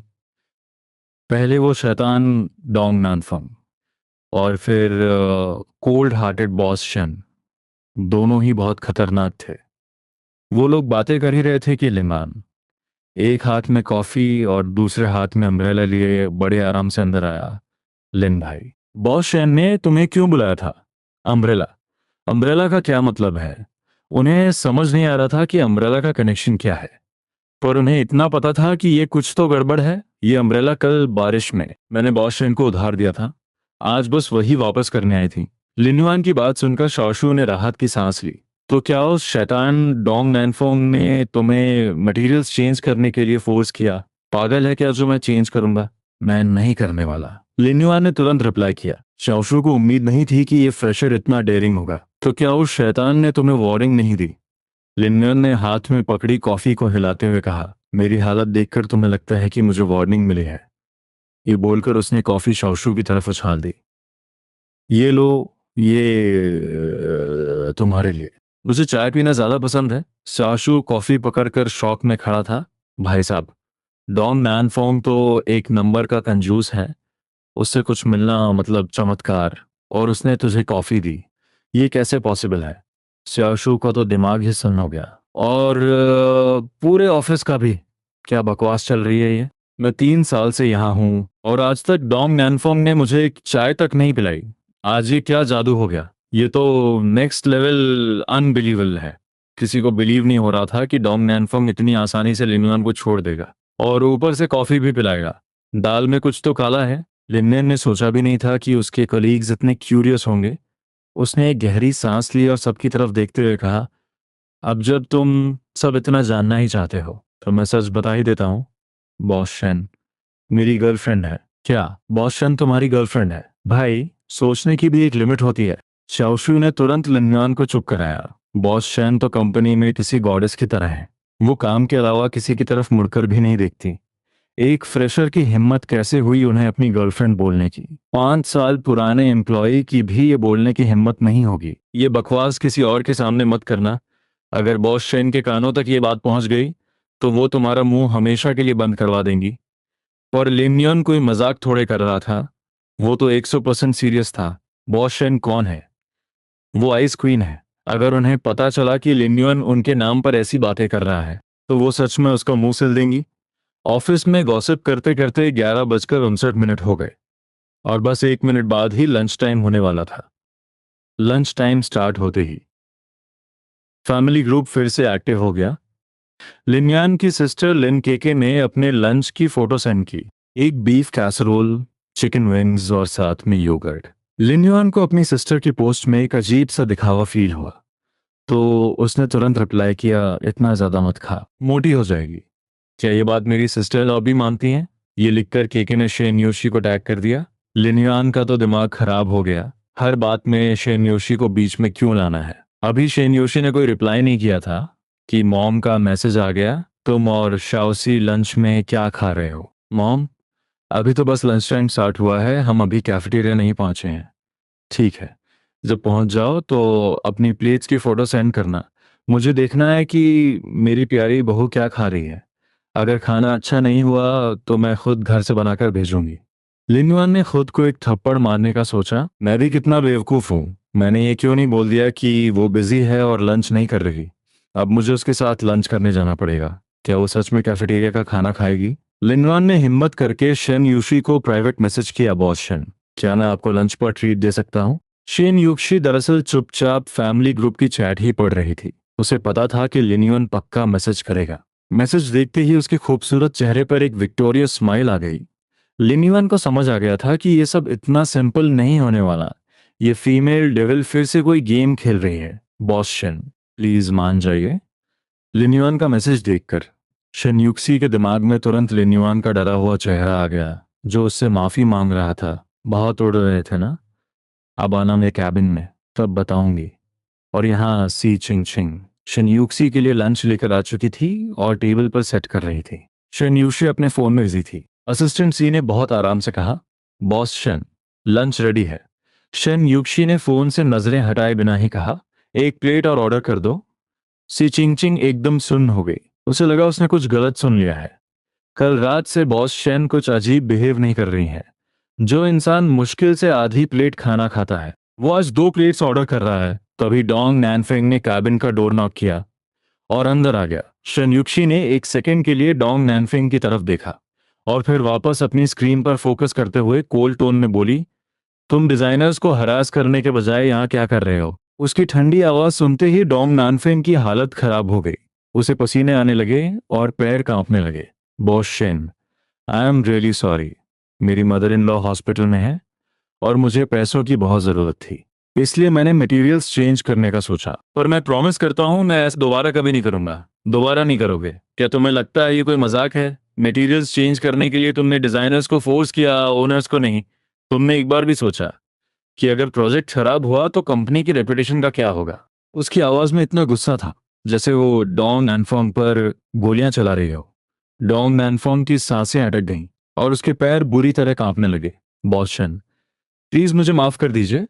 मैं सच में बहुत शर्मिंदा हूं, मैं आगे से ऐसा कुछ नहीं करूंगा। शन यूशी के चेहरे पर एक ठंडी मुस्कान आ गई और उसकी बॉसी आवाज पूरे कैबिन में गूंजने लगी। मैं कभी सॉरी एक्सेप्ट नहीं करती। गलती की है तो उसकी सजा भी मिलेगी। अगर मैंने आज एक डोंग नैनफेंग को माफ कर दिया तो कल कंपनी में 10 नए डोंग नैनफेंग पैदा हो जाएंगे। ये सुनते ही डोंग नैनफेंग के पैरों तले जमीन खिसक गई। 10 डोंग नैनफेंग। उसका दिमाग सुन्न हो गया। वो पूरी तरह बर्बाद हो चुका था। उसके घर में बूढ़े माँ बाप हैं, बच्चे हैं। उसकी मदर इन लॉ हॉस्पिटल में है और बच्चों के स्कूल की फीस भरनी है। घर में कमाने वाला वो अकेला इंसान है। अगर जॉब चली गई तो उसकी पूरी फैमिली सड़क पर आ जाएगी। शेन्युक्शी चौर बोलने ही वाली थी कि उसका फोन वाइब्रेट होने लगा। नॉर्मली ऐसे टाइम पर वो किसी की कॉल या मैसेज नहीं देखती। पहले वो इस करप्ट इंसान का हिसाब करती, पर फैमिली ग्रुप के मैसेजेस उसके लिए बहुत इंपॉर्टेंट हो चुके थे। उसने फोन उठाया और लिन्युआन का मैसेज देखा। उसकी खूबसूरत उंगलियां फोन स्क्रीन पर टाइप करने लगी। मुझे बॉस शेन बुलाना बंद करो, अगर आदत पड़ गई तो प्रॉब्लम हो जाएगी। लिन्युआन ने एक गहरी सांस ली। तो क्या मैं आपको भी दूसरों की तरह शाओजी बुला सकता हूँ? शाओसी, लंच करने का टाइम हो गया है। शेन्युक्शी अपनी डेस्क पर बैठी लगातार फोन स्क्रीन को घूर रही थी। काफी देर सोचने के बाद उसके खूबसूरत होठों पर एक अजीब सी स्माइल आ गई। शाओशी और बॉस शेन एक ऑफिशियल नाम है और दूसरा बहुत ही पर्सनल। फैमिली ग्रुप में सारे एल्डर्स उसे शाओसी ही बुलाते हैं, तो लिनम्यान का बुलाना भी नॉर्मल है। पर शन युक्सी उससे 4 साल बड़ी है, तो क्या उसे सिस्टर नहीं बुलाना चाहिए? लिनम्यान को तुरंत अपनी गलती का एहसास हुआ। माफ करना, अब से मैं आपको सिस्टर शी बुलाऊंगा। और यहाँ डोंग नानफेंग किसी मुजरिम की तरह अपनी सजा का इंतजार कर रहा था। जो भी डिसीजन हो, वो बता क्यों नहीं रही है। पर बॉस शन उसे पूरी तरह इग्नोर करके अपने फोन में बिजी थी। डोंग नानफेंग बस डरा हुआ खड़ा था। वो इतनी जोर से सांस भी नहीं ले पा रहा था कि कहीं बॉस शन डिस्टर्ब न हो जाए।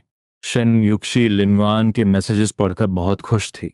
उसके चेहरे पर एक बहुत ही प्योर और खूबसूरत स्माइल थी, बिल्कुल किसी खिले हुए लिली फ्लावर की तरह। डोंग नैनफेंग ने बॉस शेन को आज तक ऐसे मुस्कुराते हुए नहीं देखा था।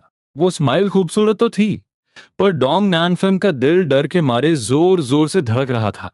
शनयुक्शी अपनी चेयर पर पीछे हुई और एकदम रिलैक्स होकर लिन्युआन से चैट करने लगी। उसने सामने खड़े डोंग नैनफेंग को पूरी तरह इग्नोर कर दिया। सिस्टर शी, आप लंच में क्या खाएंगी? ट्रीट मेरी तरफ से। तुम्हें मेरे ऑफिस आने की कोई जरूरत नहीं है। असिस्टेंट सी तुम्हारे लिए लंच लेकर आ रही है। वाओ, सिस्टर ई तो बहुत केयरिंग है। शन युक्शी का मैसेज पढ़ते ही लिनयुन खुशी खुशी ऑफिस से बाहर निकला और एलिवेटर की तरफ जाने लगा। जैसे ही वो शन युशी के कैबिन के पास से गुजरा, उसे अंदर से शन युशी की कोल्ड आवाज आई। अपना सारा सामान पैक करो और कंपनी से बाहर निकल जाओ। डोंग नैनफेंग सच में ये जॉब नहीं छोड़ना चाहता था। जॉब की सैलरी और फैसिलिटीज दोनों बहुत अच्छी थी। अगर वो यहाँ से निकाला गया तो उसे ऐसी जॉब दोबारा कभी नहीं मिलेगी। Boss Shane, please. शेन यूशी अपनी चेयर पर बैठी रही। उसने डोंग नैनफोंग की तरफ देखना भी जरूरी नहीं समझा और एक कोल्ड वार्निंग दी, तुरंत बाहर जाओ। डोंग नैनफोंग माफी मांगना चाहता था, और शेन यूशी की वो खतरनाक आंखें देखकर उसकी हिम्मत जवाब दे गई। उसने एक भारी सांस ली और चुपचाप कैबिन से बाहर निकल आया। बाहर आते ही उसकी नजर लिन्युआन पर पड़ी, जो दरवाजे पर ही खड़ा था। लिन्युआन उसे जाते हुए देख रहा था। उसे थोड़ा बुरा भी लग रहा था, पर जो गलत है वो गलत है। करप्शन को किसी भी रीजन से जस्टिफाई नहीं किया जा सकता। लिन्युआन के हिसाब से ऐसे लोगों का कंपनी से जाना ही ठीक है। पर मानना पड़ेगा, सिस्टर्स ये डिसीजंस लेने में बहुत स्ट्रिक्ट हैं। अभी इस होल इंसिडेंट को 2 घंटे भी नहीं हुए थे और डोंग नैनफैन को फायर कर दिया गया। लिन्युआन ने एक गहरी सांस ली। लगता है मुझे भी इनसे पंगे लेने से बचना होगा। लिन्युआन को देखते ही शैन युक्शी की आंखों का गुस्सा गायब हो गया और एक जेंटल स्माइल आ गई। उसने टेबल पर रखे लंच की तरफ इशारा किया। चावल अभी आ रहे हैं, 2 मिनट वेट कर लो। लिन्युआन ने सिर हिलाया और लंच की तरफ देखा। देखते ही उसके होश उड़ गए। सैलड, हीरा सैलड, बॉइल्ड कैबेज और sweet and Sawar lotus fruits. Dishes बहुत सारी थीं, पर उनमें मीट का नामो निशान नहीं था। ये घास फूस कौन खाएगा? लिन्युआन का शौक देखकर शन युक्शी ने पूछा, क्या हुआ? तुम्हें ये पसंद नहीं आया? पसंद आने की तो दूर की बात है, ये तो खाया ही नहीं जाएगा। लिन्युआन बस ये पूछना चाहता था, सिस्टर शी, आपने संन्यास कब लिया? करोड़ों की प्रॉपर्टी मालकिन, और ये घास फूस खा रही हैं। लंच बहुत अच्छा है, पर अगली बार मेरे लिए ऑर्डर करने की कोई जरूरत नहीं है। लिनोन ने एक गहरी सांस ली और सोफा पर बैठ गया। शनयुक्शी हैरान थी। खाना अच्छा है तो अगली बार क्यों नहीं? उसे लिन्युअन की बात का मतलब बिल्कुल समझ नहीं आ रहा था। तभी कैबिन का डोर नॉक हुआ। सी चिंग चिंग लिन्युआन के लिए चाय लेकर आ गई थी। वो जैसे ही अंदर आई, उसकी नज़र सोफा पे बैठे लिन्युआन पे पड़ी। एक ही सेकंड में उसकी आंखें फटी की फटी रह गईं। शेन यूशी को उम्मीद नहीं थी कि सी चिंग चिंग ऐसा रिएक्ट करेगी। उसे समझ नहीं आ रहा था कि वो हंसे या रोए। उसने रानी से पूछा, क्या हुआ? सी चिंग चिंग तो पूरी तरह शॉक में थी। उसे हमेशा लगता था कि बॉस शेन जैसी स्ट्रांग और पावरफुल औरत का बॉयफ्रेंड कोई बिलियनर बिजनेसमैन ही होगा। सिर्फ एक बिलियनर ही बॉस शेन के लेवल को मैच कर सकता है। उसने सपने में भी नहीं सोचा था कि बॉस शेन का बॉयफ्रेंड ये फ्रेशर लिनवान होगा। लिनवान का नेचर बहुत फ्रेंडली, फनी और पोलाइट है। वो किसी भी एंगल से बिलियनर बिजनेसमैन तो नहीं लगता। क्या बॉस शेन को ऐसी टाइप्स पसंद है? ये तो सच में अनबिलीवेबल है। सी चिंगचिंग को वहां फ्रीज होता देख शन युक्शी की कोल्ड और मैच्योर वॉइस में एक प्लेफुल टोन आ गई। वहां खड़ी क्या कर रही हो? क्या मुझे तुम्हें लंच पर इनवाइट करना पड़ेगा? ये सी चिंगचिंग भी ना दिन भर क्लमजी रहती है, बिल्कुल असिस्टेंट जैसी नहीं लगती। ये सुनकर सी चिंगचिंग ने घबराकर हाथ हिलाए। बॉस शन, आप लंच कीजिए, मैं अभी बाहर चली जाती हूँ। ये बोलकर वो वहां से तेजी से भाग गई। वो वैसे भी बॉस शन के साथ लंच नहीं करना चाहती थी। बॉस शन इन दिनों अपनी फिगर मेंटेन करने के चक्कर में बिल्कुल किसी रैबिट की तरह घास फूस खा रही हैं। पर सी चिंगचिंग तो हार्डकोर फूडी है, उसे रैबिट नहीं बनना।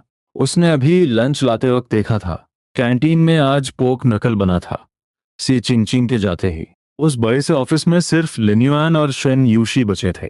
शन यूशी लिन्युआन के पास वाले सोफा पर अपने लंबे पैर क्रॉस करके बैठी थी। उसने टेबल पर रखी चॉपस्टिक्स उठाई। उसकी लंबी सफेद उंगलियों के मूवमेंट के साथ चॉपस्टिक्स ने आहिस्ता से एक छोटा सा चेरी टोमेटो उठाया और अपने होठों के बीच रखा। एक इतनी खूबसूरत लड़की को खाते हुए देखकर लिन्युआन के गले से सलाइवा उतर गया। लालच में नहीं, बल्कि टेंशन में, क्योंकि उसे समझ नहीं आ रहा था कि वो अपना लंच कैसे शुरू करे। ये सब क्या है? लिन्युआन ने थोड़ा क्यूरियस होकर पूछा। सिस्टर शी, क्या आप डेली यही सब खाती हैं? शेन यूशी ने रिप्लाई किया, आजकल वर्कआउट का टाइम नहीं मिलता, तो फिगर मेंटेन करने के लिए लाइट खाना पड़ता है। ये बोलकर शेन यूशी ने एक और टोमेटो उठा लिया। लिन्युआन तो शॉक में था। ओ भाई, इतनी स्लिम होने के बाद भी डाइटिंग। पर लिन्युआन को मानना पड़ा, शेन यूशी का फिगर सच में नेक्स्ट लेवल परफेक्ट था। 7 मीटर्स की height, perfectly shaped shoulders, arms पर जरा सा भी फैट नहीं था, और उसकी वेस्ट इतनी पतली थी कि एक हाथ से पकड़ी जा सके। उसके लंबे और परफेक्ट लेग्स और स्किन तो इतनी क्लियर और ग्लोइंग थी जैसे अभी पानी निकल आएगा। और ऐसी परफेक्ट लड़की को डाइटिंग करनी है। लिन्युआन के फेस पर ये एक्सट्रीम शॉक देखकर शनयूशी खुद को रोक नहीं पाई और हंस पड़ी। उसकी मचोर आवाज में एक हल्की सी खुशी थी। तुम चाहे मेरी कितनी भी तारीफ कर लो, मैं तुम्हारी सैलरी नहीं बढ़ाने वाली। उसे मानना पड़ा, ये लड़का तारीफ करना बहुत अच्छे से जानता है। लगता है लिन्युआन के दिल में उसकी इमेज काफी हाई है। लिन्युआन ने सीरियस टोन में कहा, health is wealth sister she, figure तो बस एक बोनस पॉइंट है। ये बोलकर लिन्युआन ने वापस टेबल पर रखे उस घास फूस को देखा। डिसीजन ले लिया था, आज तो चिकन लेग खाना ही है। वो नहीं खाती तो क्या हुआ, मुझे तो खाना है। लिन्युआन तुरंत अपनी जगह से खड़ा हुआ और सीईओ ऑफिस से बाहर निकल गया। उसे चिकन लेग खरीदना था। लंच में मीट ना हो, ये तो सीधा सीधा मजाक है। लिन्युआन को बाहर जाते देख शेन यूशी की चमकती आंखों में हल्की सी कंफ्यूजन आ गई। हम लंच कर रहे थे, ये अचानक कहाँ चला गया? सीईओ कैबिन से निकलते ही लिन्युआन सीधा ग्राउंड फ्लोर की कैंटीन में गया। वहां उसने 2 चिकन लेग्स लिए और जब देखा कि वहां पोक नकल भी है तो लालच में आकर एक पीस उसका भी ले लिया। चिकन लेग और पोक नकल की खुशबू से उसके चेहरे पर स्माइल आ गई। तभी उसे याद आया कि शेन योक्शी डाइटिंग पर है, तो उसने साथ में एक योगर्ट बॉटल भी ले ली। अपना स्पेशल लंच ट्रे पर लेकर वो जल्दी जल्दी भागकर वापस सीईओ ऑफिस पहुंचा। लिन्युआन के जाने के बाद शेन युक्शी का अकेले खाने का मूड नहीं था, तो उसने चॉपस्टिक्स छोड़ दी और वापस अपनी डेस्क पर आकर फाइल्स चेक करने लगी थी। उसने 2 पेज भी नहीं पढ़े थे कि उसे लिन्युआन की आवाज आई, सिस्टर शी, ये ट्राई कीजिए, हमारी कैंटीन के चिकन लेग्स बहुत टेस्टी होते हैं। बाहर सर्दियों का मौसम था और मीट ठंडा ना हो जाए, इसलिए लिन्युआन सच में बहुत तेज भाग कर आया था। ऑफिस में एंटर करते वक्त उसकी सांस फूली हुई थी और उसके छोटे बालों वाले माथे पर पसीने की बूंदें साफ दिख रही थी। उसके हाथ में 2 डिस्पोजेबल लंच बॉक्सेस थे और उसके चेहरे पर शनयोक्सी को देखकर एक बहुत ही प्योर स्माइल थी। एकदम क्लीन और हैंडसम लड़का जब इतनी खुशी से उसे देख रहा था तो संयोग सी एक सेकंड के लिए खो सी गई। तो क्या वो इतनी तेजी से भागकर सिर्फ उसके लिए चिकन लेग्स लेने गया था? ये लड़का केयर करना सच में बहुत अच्छे से जानता है। पर बाहर से शनयुषी का चेहरा अभी भी एक्सप्रेशनलेस था। लंच लाना था तो आराम से ले आते, इतना भागने की क्या जरूरत थी? ये बोलते हुए उसने अपनी सफेद उंगलियों से टिश्यू बॉक्स से एक पेपर निकाला और लिनन की तरफ बढ़ा दिया। टिश्यू आगे करते वक्त शन यूशी के पास से आने वाली एक बहुत ही स्पेशल फ्रेग्रेंस लिनियन तक पहुंची। किस रिसर्च में लिखा था कि जब इंसान अपनी पसंद की फ्रेग्रेंस सूंघता है तो वो ऑटोमेटिकली रिलैक्स और खुश फील करता है। लिनियन को लग रहा था कि ये रिसर्च 100% एक्यूरेट है। ये दूसरी बार था जब उसने शन यूशी की इस महक को फील किया था। ये किसी हैवी परफ्यूम की खुशबू नहीं थी, बल्कि एक हल्की सी फ्लोरल सेंट थी, जैसे लिली और जैस्मिन का कोई परफेक्ट मिक्स हो, जो हल्के से आती और गायब हो जाती थी। लिन्युआन को ये फ्रेग्रेंस सच में बहुत अच्छी लगती थी। उसने आराम से टिश्यू पेपर पकड़ा और जब उन दोनों की उंगलियां टच हुईं, तो लिन्युआन को शेन यूक्सी की उंगलियों का सॉफ्ट टच साफ फील हुआ। दोनों वापस आकर सोफा पर बैठ गए। लिन्युआन ने अपनी चॉपस्टिक से एक चिकन लेग उठाया और उसे शन यूशी के बोल में रखते हुए बोला, ब्यूटीफुल सीईओ, ये हमारी कैंटीन की स्पेशल डिश है। तेज भागकर आने की वजह से चिकन लेग में से अभी भी स्टीम निकल रही थी। लिन्युआन इस बात से काफी सेटिस्फाइड था। उसने दूसरा चिकन लेग उठाकर अपने बोल में रख लिया। उसके बाद लिन्युआन ने योगर्ट की बोतल ली और शन युक्सी के सामने टेबल पर रख दी। डाइटिंग के टाइम योगर्ट पीना सबसे बेस्ट होता है, डाइजेशन फास्ट होता है। अपने सामने रखा योगर्ट और बोल में वो चिकन लेग देखकर शेन युक्सी के दिल में एक बहुत ही अजीब और वार्म फीलिंग आने लगी। उस लड़के की केयर में कोई दिखावा या चापलूसी नहीं थी, वो कंप्लीटली रियल था, बिल्कुल उसके फैमिली ग्रुप में मौजूद उन एल्डर्स की तरह, नेचुरल, ऑनेस्ट और बहुत ही रिलैक्सिंग। शनयुशी ने नहीं सोचा था कि इस केयरफ्री से लड़के में इतनी डिटेल ओरिएंटेड केयर भी हो सकती है, सिर्फ उसे गर्म खाना खिलाने के लिए। वो लड़का इतनी सर्दी में भागते हुए पसीने से भीग गया था। उसे पता था कि वो डाइटिंग पर है, इसलिए खास तौर पर योगर्ट लेकर आया था। लिनन को ऐसे केयर करते देखकर उसके दिल में ऑटोमेटिकली लिनन की रिस्पेक्ट बढ़ गई। एक दम perfect age, flawless skin, handsome face और इम्प्रेसिव स्किल्स, ऐसे लड़के तो नेचुरली लड़कियों के बीच बहुत पॉपुलर होने चाहिए ना। फिर ये सिंगल क्यों है? इसकी कोई गर्लफ्रेंड क्यों नहीं है? शेन योक्शी की खूबसूरत आंखों में क्यूरियोसिटी थी। उसने पूछ ही लिया, तुम कोई रिलेशनशिप में क्यों नहीं हो? लिन्युआन के मुंह में जो खाना था उसने पहले उसे निगला और बोला, क्या अजीब सवाल है सिस्टर शी, आप किसी रिलेशनशिप में क्यों नहीं हैं? शनयुक्षी ने ये एक्सपेक्ट नहीं किया था कि सवाल उस पर वापस आ जाएगा, पर उसने बहुत ही काम टोन में रिप्लाई किया, रिलेशनशिप का सीधा मतलब होता है मैरिज, और मैरिज किसी गैम्बल की तरह होती है, और हिस्ट्री बताती है कि इस गैम्बल में ज्यादातर लोग हारते हैं, और मुझे गैम्बलिंग बिल्कुल पसंद नहीं। लिमान ने बिना सोचे तुरंत आंसर दिया, मैंने लाइफ में इतना डीप तो कभी नहीं सोचा। मेरा रीजन तो बहुत सिंपल है, मुझसे आज तक किसी ने रिलेशनशिप रखी ही नहीं। ये बोलकर लिनियान ने पोर्क नकल का एक बड़ा पीस अपने मुंह में रख लिया। अभी ग्रेजुएशन कंप्लीट की थी और सारा फोकस इंटरनेशनल कॉम्पिटिशन्स पर था। उसे हमेशा वक्त की कमी फील होती थी। गर्लफ्रेंड बनाने का टाइम कहाँ था उसके पास? लिन्युआन का ये ऑनेस्ट और डायरेक्ट जवाब सुनकर शिनयुशी खुद पर कंट्रोल नहीं रख पाई और जोर से हंस पड़ी। उसका स्ट्रेस गायब हो चुका था, उसकी खूबसूरत आंखों में चमक थी और उसके रेड लिप्स पर एक बहुत ही अट्रैक्टिव स्माइल।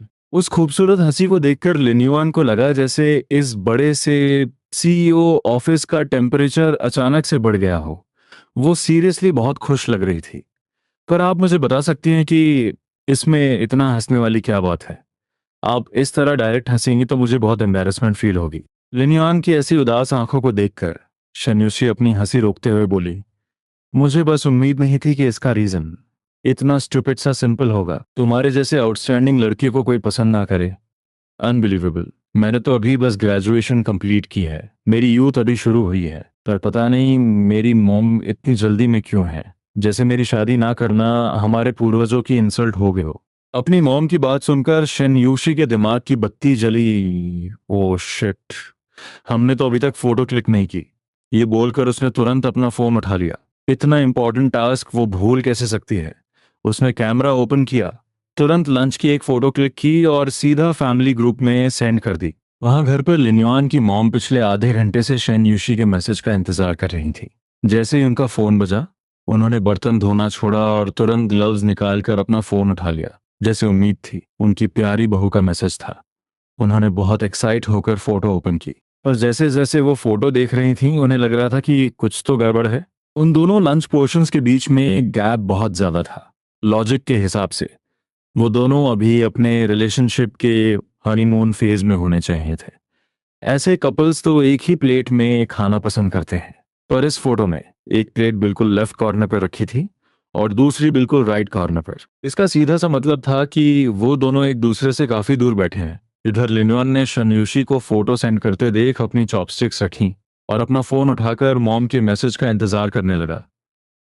नॉर्मली जैसे ही शनयूशी ग्रुप में कुछ टेक्स्ट करती, उसकी मॉम 3 सेकंड्स के अंदर रिप्लाई कर देती थी। पर आज पूरा आधा मिनट बीत गया और मॉम का कोई रिप्लाई नहीं आया।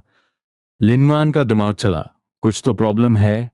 उसने जल्दी से शनयूशी द्वारा सेंड की गई वो फोटो ओपन की और देखते ही उसे समझ आ गया कि क्या गड़बड़ है। वैसे तो मॉम नॉर्मली केयरलेस लगती थी, पर बात जब मैरिज की आती है तो उनका दिमाग किसी डिटेक्टिव जैसा चलता था। इस फोटो में साफ गड़बड़ थी। लिन्युआन ने शेनी उसी को सब इजीली समझाया और अपनी मॉम की इस वक्त की माइंडसेट को भी काफी हद तक डिकोड करके बता दिया। लिन्युआन का लॉजिक सुनकर शेन योसी को भी रियलाइज हुआ कि वाकई में गलती हुई है। अब क्या करे? इस प्रॉब्लम का एक ही सॉल्यूशन था। अब दोनों को कोई क्लोज पिक्चर सेंड करनी होगी, तभी कवर अप होगा। पर अब लिन्युआन के लिए इस तरह की डायरेक्ट फोटो का आइडिया बोलना थोड़ा ऑकवर्ड हो रहा था। शेन यूशी लिन्युआन को घूर रही थी, जो अपना फोन हाथ में लिए कोई सोल्यूशन सोच रहा था। एक आइडिया है, क्या हम दोनों के हाथ पकड़े हुए एक फोटो भेज दें? ऐसे सब नेचुरल लगेगा ना? हैंड होल्डिंग की फोटो। बिना एक सेकंड वेस्ट किए शेन यूशी खिसक कर लिन्युआन के एकदम करीब आकर बैठ गई। उसके करीब आते ही एक बहुत ही सेडक्टिव सी फ्रैग्रेंस लिन्युआन की तरफ आई और उसके बाद शेन यूशी की मैच्योर वॉइस गूंजी, अपना हाथ इधर दो। लिन्युआन तो बस झटका खाकर रह गया। उसने ऑटोमेटिकली अपनी पलकें झपकाईं। अभी कुछ देर पहले उसने बॉस शन का हाथ होल्ड करने का एग्जैक्टली वही ख्याल तो किया था, पर जब रियलिटी में ऐसा होने वाला था तो उसकी हालत थोड़ी टाइट हो गई। उसने मासूमियत से अपना हाथ आगे बढ़ा दिया और अगले ही सेकंड शन यूशी का हल्का ठंडा हाथ लिन्युआन की आर्म पर क्रॉस कर गया। उसकी लंबी और सफेद उंगलियां लिन्युआन के हाथ के अपर हिस्से से होते हुए सीधा उसकी हथेली पर जाकर मिली और फिर उन दोनों की उंगलियां आपस में इंटरलॉक हो गईं। सिस्टर शी के हाथ में एक हल्की सी ठंडक थी और उसके हाथों की स्किन बहुत सॉफ्ट और स्मूथ थी। एक इतने प्यारे हाथ को पकड़ते ही लिनवान की हार्ट बीट्स ऑटोमेटिक फास्ट हो गई थी। बचपन में अपनी छोटी बहन का हाथ पकड़ने के अलावा आज तक उसने किसी लड़की का हाथ होल्ड नहीं किया था। भले ही शनयूशी बहुत कॉन्फिडेंट लग रही थी, पर सच्चाई ये थी कि अंदर से उसका भी कंट्रोल गया हुआ था। यहाँ तक कि उसकी वॉइस में एक हल्का सा स्ट्रेस फील हो रहा था। लाइफ में ये पहली बार था जब शन यूशी ने किसी लड़के का हाथ इतने करीब से और नेचुरली पकड़ा था। जब उसने हल्के से लिन्युआन का हाथ दबाया तो लिन्युआन का स्ट्रॉन्ग ग्रिप उसे एक रियल और स्ट्रॉन्ग सेंस ऑफ सिक्योरिटी दे रहा था। एक ऐसी फीलिंग जो अंधी एक्साइटमेंट की तरह थी। लिन्युआन ने जल्दी से अपना फोन निकाला और इस परफेक्ट फ्रेम को कैप्चर कर लिया। ये सब इतना स्मूथली हुआ। फोटो में एक स्ट्रॉन्ग मेल हैंड ने लड़की के लंबे और नाजुक हाथ को पूरी तरह से कवर कर रखा था। दोनों हाथ एक परफेक्ट हार्मनी और प्रोटेक्शन दिखा रहे थे। पीछे बैकग्राउंड में लंच की प्लेट्स पिक्चर में एक एडिशनल वार्मथ ऐड कर रही थी। लिन्यान को अपनी इस फोटोग्राफी स्किल पर बहुत सेटिस्फैक्शन फील हो रहा था। उसने फोन आगे बढ़ाया और शेन युक्शी के सामने स्क्रीन की। देखिए, मेरे फोटोग्राफी स्किल्स कितने नेक्स्ट लेवल हैं। शेन युक्शी का चेहरा पूरा लाल हो चुका था, पर वो खुद को स्ट्रांग दिखाने की एक्टिंग करते हुए बोली, क्या तुम बोलने से पहले मेरा हाथ छोड़ोगे? कैसे एडिक्शन लग गई है? अभी तक नहीं छोड़ा। लिन्युआन झटके से होश में आया। उसने देखा कि उसने अभी तक शेन युक्शी का हाथ पकड़ रखा था। ओह हाँ, अभी तक नहीं छोड़ा था। पर सिस्टर शी, मेरी बात तो सुनिए। तभी लिन्युआन का फोन जोर से वाइब्रेट हुआ। उसने घबराकर तुरंत शेन युक्शी का हाथ छोड़ दिया। देखा, मैं ठीक कह रहा था। मैं अपनी मॉम की ट्रिक्स अच्छे से जानता हूँ। मॉम सू को एफएन का मैसेज आ चुका था। लिन्युआन तो बस खुद ठूंसने में फोकस मत कर। मेरी शाउसी का भी ध्यान रख। मॉम का मैसेज पढ़ते ही दोनों के दिल की धड़कनें नॉर्मल हो गईं। शायद उस इंटरलॉक होल्ड का इफेक्ट था या फिर कुछ और, पर अभी रूम का माहौल काफी ऑकवर्ड हो चुका था। दोनों के पास बोलने के लिए अब कुछ नहीं था। दोनों ने चुपचाप दोबारा चॉपस्टिक्स उठाई और खाना स्टार्ट कर दिया। वो ऑलमोस्ट लंच खत्म करने ही वाले थे कि अचानक शिनयुक्शी का फोन रिंग होने लगा। स्क्रीन पर कॉलर आईडी पर साफ दिख रहा था मॉम। जैसे उसने कॉल उठाया, लिनवन ने उसके सुंदर आंखों में एक इरिटेशन फ्लैश होती हुई क्लियर देखी। लिनवन ने कुछ नहीं कहा और आराम से अपना खाना खाता रहा। तुम्हारे डैड ने कहा है, अगर तुम सारी जिंदगी ऐसी ही सिंगल रहने वाली हो तो जल्दी सच बता दो। हमें किसी और ऑप्शन पर सोचना होगा। हम दो बच्चे अडॉप्ट कर लेंगे ताकि जब तुम ओल्ड हो जाओ तो वो लोग तुम्हारा ख्याल रख सकें। ये इतना सिंपल होना चाहिए था कि शेन फैमिली की प्रॉपर्टी को इनहेरिट करने वाला कोई तो होना चाहिए ना। अगर तू पूरी लाइफ शादी नहीं करेगी तो हम ही तुझे कंप्लीट फैमिली देंगे। फोन पर एक मिडिल एज औरत की आवाज थी। उनका टोन वैसे बहुत डिसेंट और जेंटल था, पर उनके वर्ड्स बहुत हार्श और चुभने वाले थे। लिनुयान सोच में पड़ गया। यार, ये तो मेरी मॉम से भी दो कदम आगे निकली हुई हैं। अगर तेरा कोई बॉयफ्रेंड नहीं है तो क्या हुआ, बच्चा तो हम अडॉप्ट कर ही लेंगे। डैम, सो स्कैरी। शेन युक्सी शायद ऐसी बातों की ऑलरेडी यूज्ड टू थी। उसका एक्सप्रेशन थोड़ा सा भी चेंज नहीं हुआ और उसने कैजुअली जवाब दिया, अगर आप लोगों को अडॉप्ट करना है तो आप शौक से करें, मुझे कोई प्रॉब्लम नहीं है। पर बाद में मैं अपने बॉयफ्रेंड को क्या बहाना दूंगी? मैं यही बोल दूंगी कि ये पापा के इलेजिटिमेट किड्स हैं। ये दुनिया वालों के बकवास क्वेश्चंस को बंद कर देगा और मुझ पर कोई शक भी नहीं करेगा। वैसे भी शन फैमिली के पास काफी पैसा है, तो इलेजिटिमेट किड्स होना कोई ऐसी शॉकिंग न्यूज नहीं होगी दुनिया वालों के लिए। उसकी टोन ऐसी थी जैसे मौसम के बारे में बात चल रही हो। ये सुनकर लिन्युआन के मुंह में जो भी खाना था उसकी तो जैसे हंसी ही छूट गई। उस औरत के लिए शेन यूशी का ये कोल्ड एटीट्यूड कोई नया नहीं था। ऐसे झगड़े तो रोजमर्रा का काम थे। पर एक चीज थी जो सच में उनके लिए शौक थी। क्या तेरा ऑलरेडी कोई बॉयफ्रेंड है? शिन यूशी ने एक पल के लिए लिनयन की ओर देखा और बिना किसी इमोशन के बोली, हाँ है मेरा एक बॉयफ्रेंड। औरत की आवाज अब थोड़ी डाउट भरी लग रही थी। तू हमें मूर्ख बनाने के लिए फिर कोई नाटक तो नहीं कर रही ना? फेक आईडीएस बनाकर खुद से चैट करना और फेक प्रोफाइल्स। सुन बेटा, झूठ ज्यादा देर तक छुपता नहीं है। हम तुझसे उम्र में ज्यादा और समझदार हैं। क्या तुम सच बोल रही हो या झूठ? ये बात हम उसको खुद वेरीफाई करने के बाद ही डिसाइड करेंगे। जो समझना है समझिए, मेरा बहुत काम पड़ा है। ये बोलते ही शिन यूशी ने डायरेक्ट फोन काट दिया। लिनयान वहां बैठा सब सुन रहा था। बस एक फोन कॉल का ड्रामा, और लिनयान समझ गया ये आंटी तो सीरियसली बहुत ट्रिकी होने वाली है। लिनयान ने थोड़ा ऑकवर्ड होकर कंफर्म करना चाहा, सिस्टर जी ये आंटी ही थी ना? शन यूशी ने हल्के से सिर हिलाया। साफ दिख रहा था कि वो कॉल अभी तक उसके दिमाग में घूम रहा था। जब तुमने खुद सब सुन ही लिया है तो फिर पूछने की क्या जरूरत है? वो उठी, ग्लास में पानी भरा और खिड़की के पास चली गई। इसी रीजन से तो मैंने तुझे अपना सारा सामान पैक करके यहाँ लाने को कहा था। और सिर्फ सामान नहीं, हमें इस तरह रहना होगा कि लोगों को लगे हम एक साथ रहते हैं, as a live in couple. लिन्यूअन का दिमाग सुन्न पड़ गया और वो गुस्से से बोला, क्या एक दूसरे के साथ? उसने अपना सूखा गला साफ करते हुए पूछा, तो इसका मतलब क्या हम फ्यूचर में सच में एक छत के नीचे रहेंगे? शनयुक्शी ने अपने हाथ सीने पर क्रॉस किए और उसकी आंखों में एक सॉलिड कॉन्फिडेंस था। हाँ बिल्कुल। और वैसे भी फैमिली ग्रुप में तो ऑलरेडी हम यही अनाउंस कर ही चुके हैं ना। ये याद आते ही शिनयुक्शी खुद पर रिग्रेट कर रही थी। पर मैं शॉक्ड था कि बॉस शेन इतने क्रेजी आइडियाज इंप्लीमेंट कर रही है। मेरे दिमाग में उसके साथ रहने के मस्त सीन्स क्रिएट होने लग गए। बॉस शेन एक ब्यूटीफुल सिल्क नाइट गाउन पहनकर मेरा शोल्डर मसाज कर रही हूँ, साथ में उनकी प्यारी मैच्योर आवाज में बातें चल रही हूँ। डैम, लिन्युआन तेरा दिमाग कहाँ दौड़ रहा है? Control control. मैं एकदम से रियलिटी में वापस लौटा। दूसरी तरफ सी चिंगचिंग बस अभी अपना लंच करके वापस आई थी। वो तो बस चेक करने आई थी कि बॉस शेन का खाना खत्म हुआ या नहीं, ताकि प्लेट्स उठा सके। पर ऑफिस के दरवाजे के पास पहुंचते ही बॉस शेन की साफ आवाज सुनकर उसके कदम रुक गए। मैं तुझे अपना एड्रेस सेंड कर रही हूँ, आज इवनिंग में सीधा वहां आ जाना। काम के बाद मैं वहीं मिलूंगी, आना मत भूलना। सी चिंकिंग की तो हालत ही टाइट हो गई। उसका फेस पूरा लाल हो गया। Oh my God.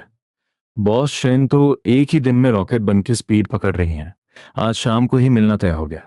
ऐसी स्पीड से चलें तो क्या, बॉस शेन तो 2 दिन में ही मैटरनिटी लीव पर चली जाएंगी। मैं अभी भी शॉक में था कि शेन यूशी के कैबिन का डोर खुला और मैं बाहर आ गया। सी चिंगचिंग का चेहरा पूरा लाल था और उसने बहुत ही ऑकवर्ड सी स्माइल दी। लिनयुआन पहले सिर्फ एक डिजाइनर था, पर अब वो बॉस शेन का बॉयफ्रेंड है। अगर उसे मेरा एटीट्यूड पसंद नहीं आया और उसने बॉस शेन से कंप्लेन कर दी तो मेरी जॉब तो पक्का जाएगी, मैं तो रो भी नहीं पाऊंगी। उसकी इस डरी हुई शक्ल को देखकर मुझे हंसी आ रही थी, पर एक्सप्लेन क्या करता। ऐसी बातों को जितना एक्सप्लेन करो वो उतनी ही कॉम्प्लिकेटेड हो जाती हैं। मैं सीधा डिजाइन डिपार्टमेंट में वापस आ गया। वहां अभी कोई नहीं था, पूरा डिपार्टमेंट खाली था। मैंने अपनी चेयर पर बैठकर इंटरनेशनल डिजाइन वेबसाइट ओपन की, लॉगिन किया और रजिस्ट्रेशन फॉर्म पर क्लिक किया। स्क्रीन पर एक मैसेज पॉपअप हुआ, congratulations, your registration is successful, the competition will begin on 18 दिसंबर। चलो रजिस्ट्रेशन तो हो गया।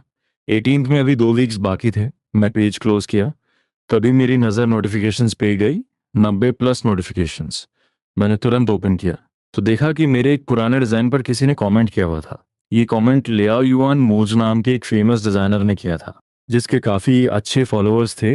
वो वेबसाइट पर एक छोटा मोटा इन्फ्लुएंसर था। लियाओ युआन मुझे लिखा था, सच कहूँ तो ये डिज़ाइन मुझे बिल्कुल ट्रैश लगता है।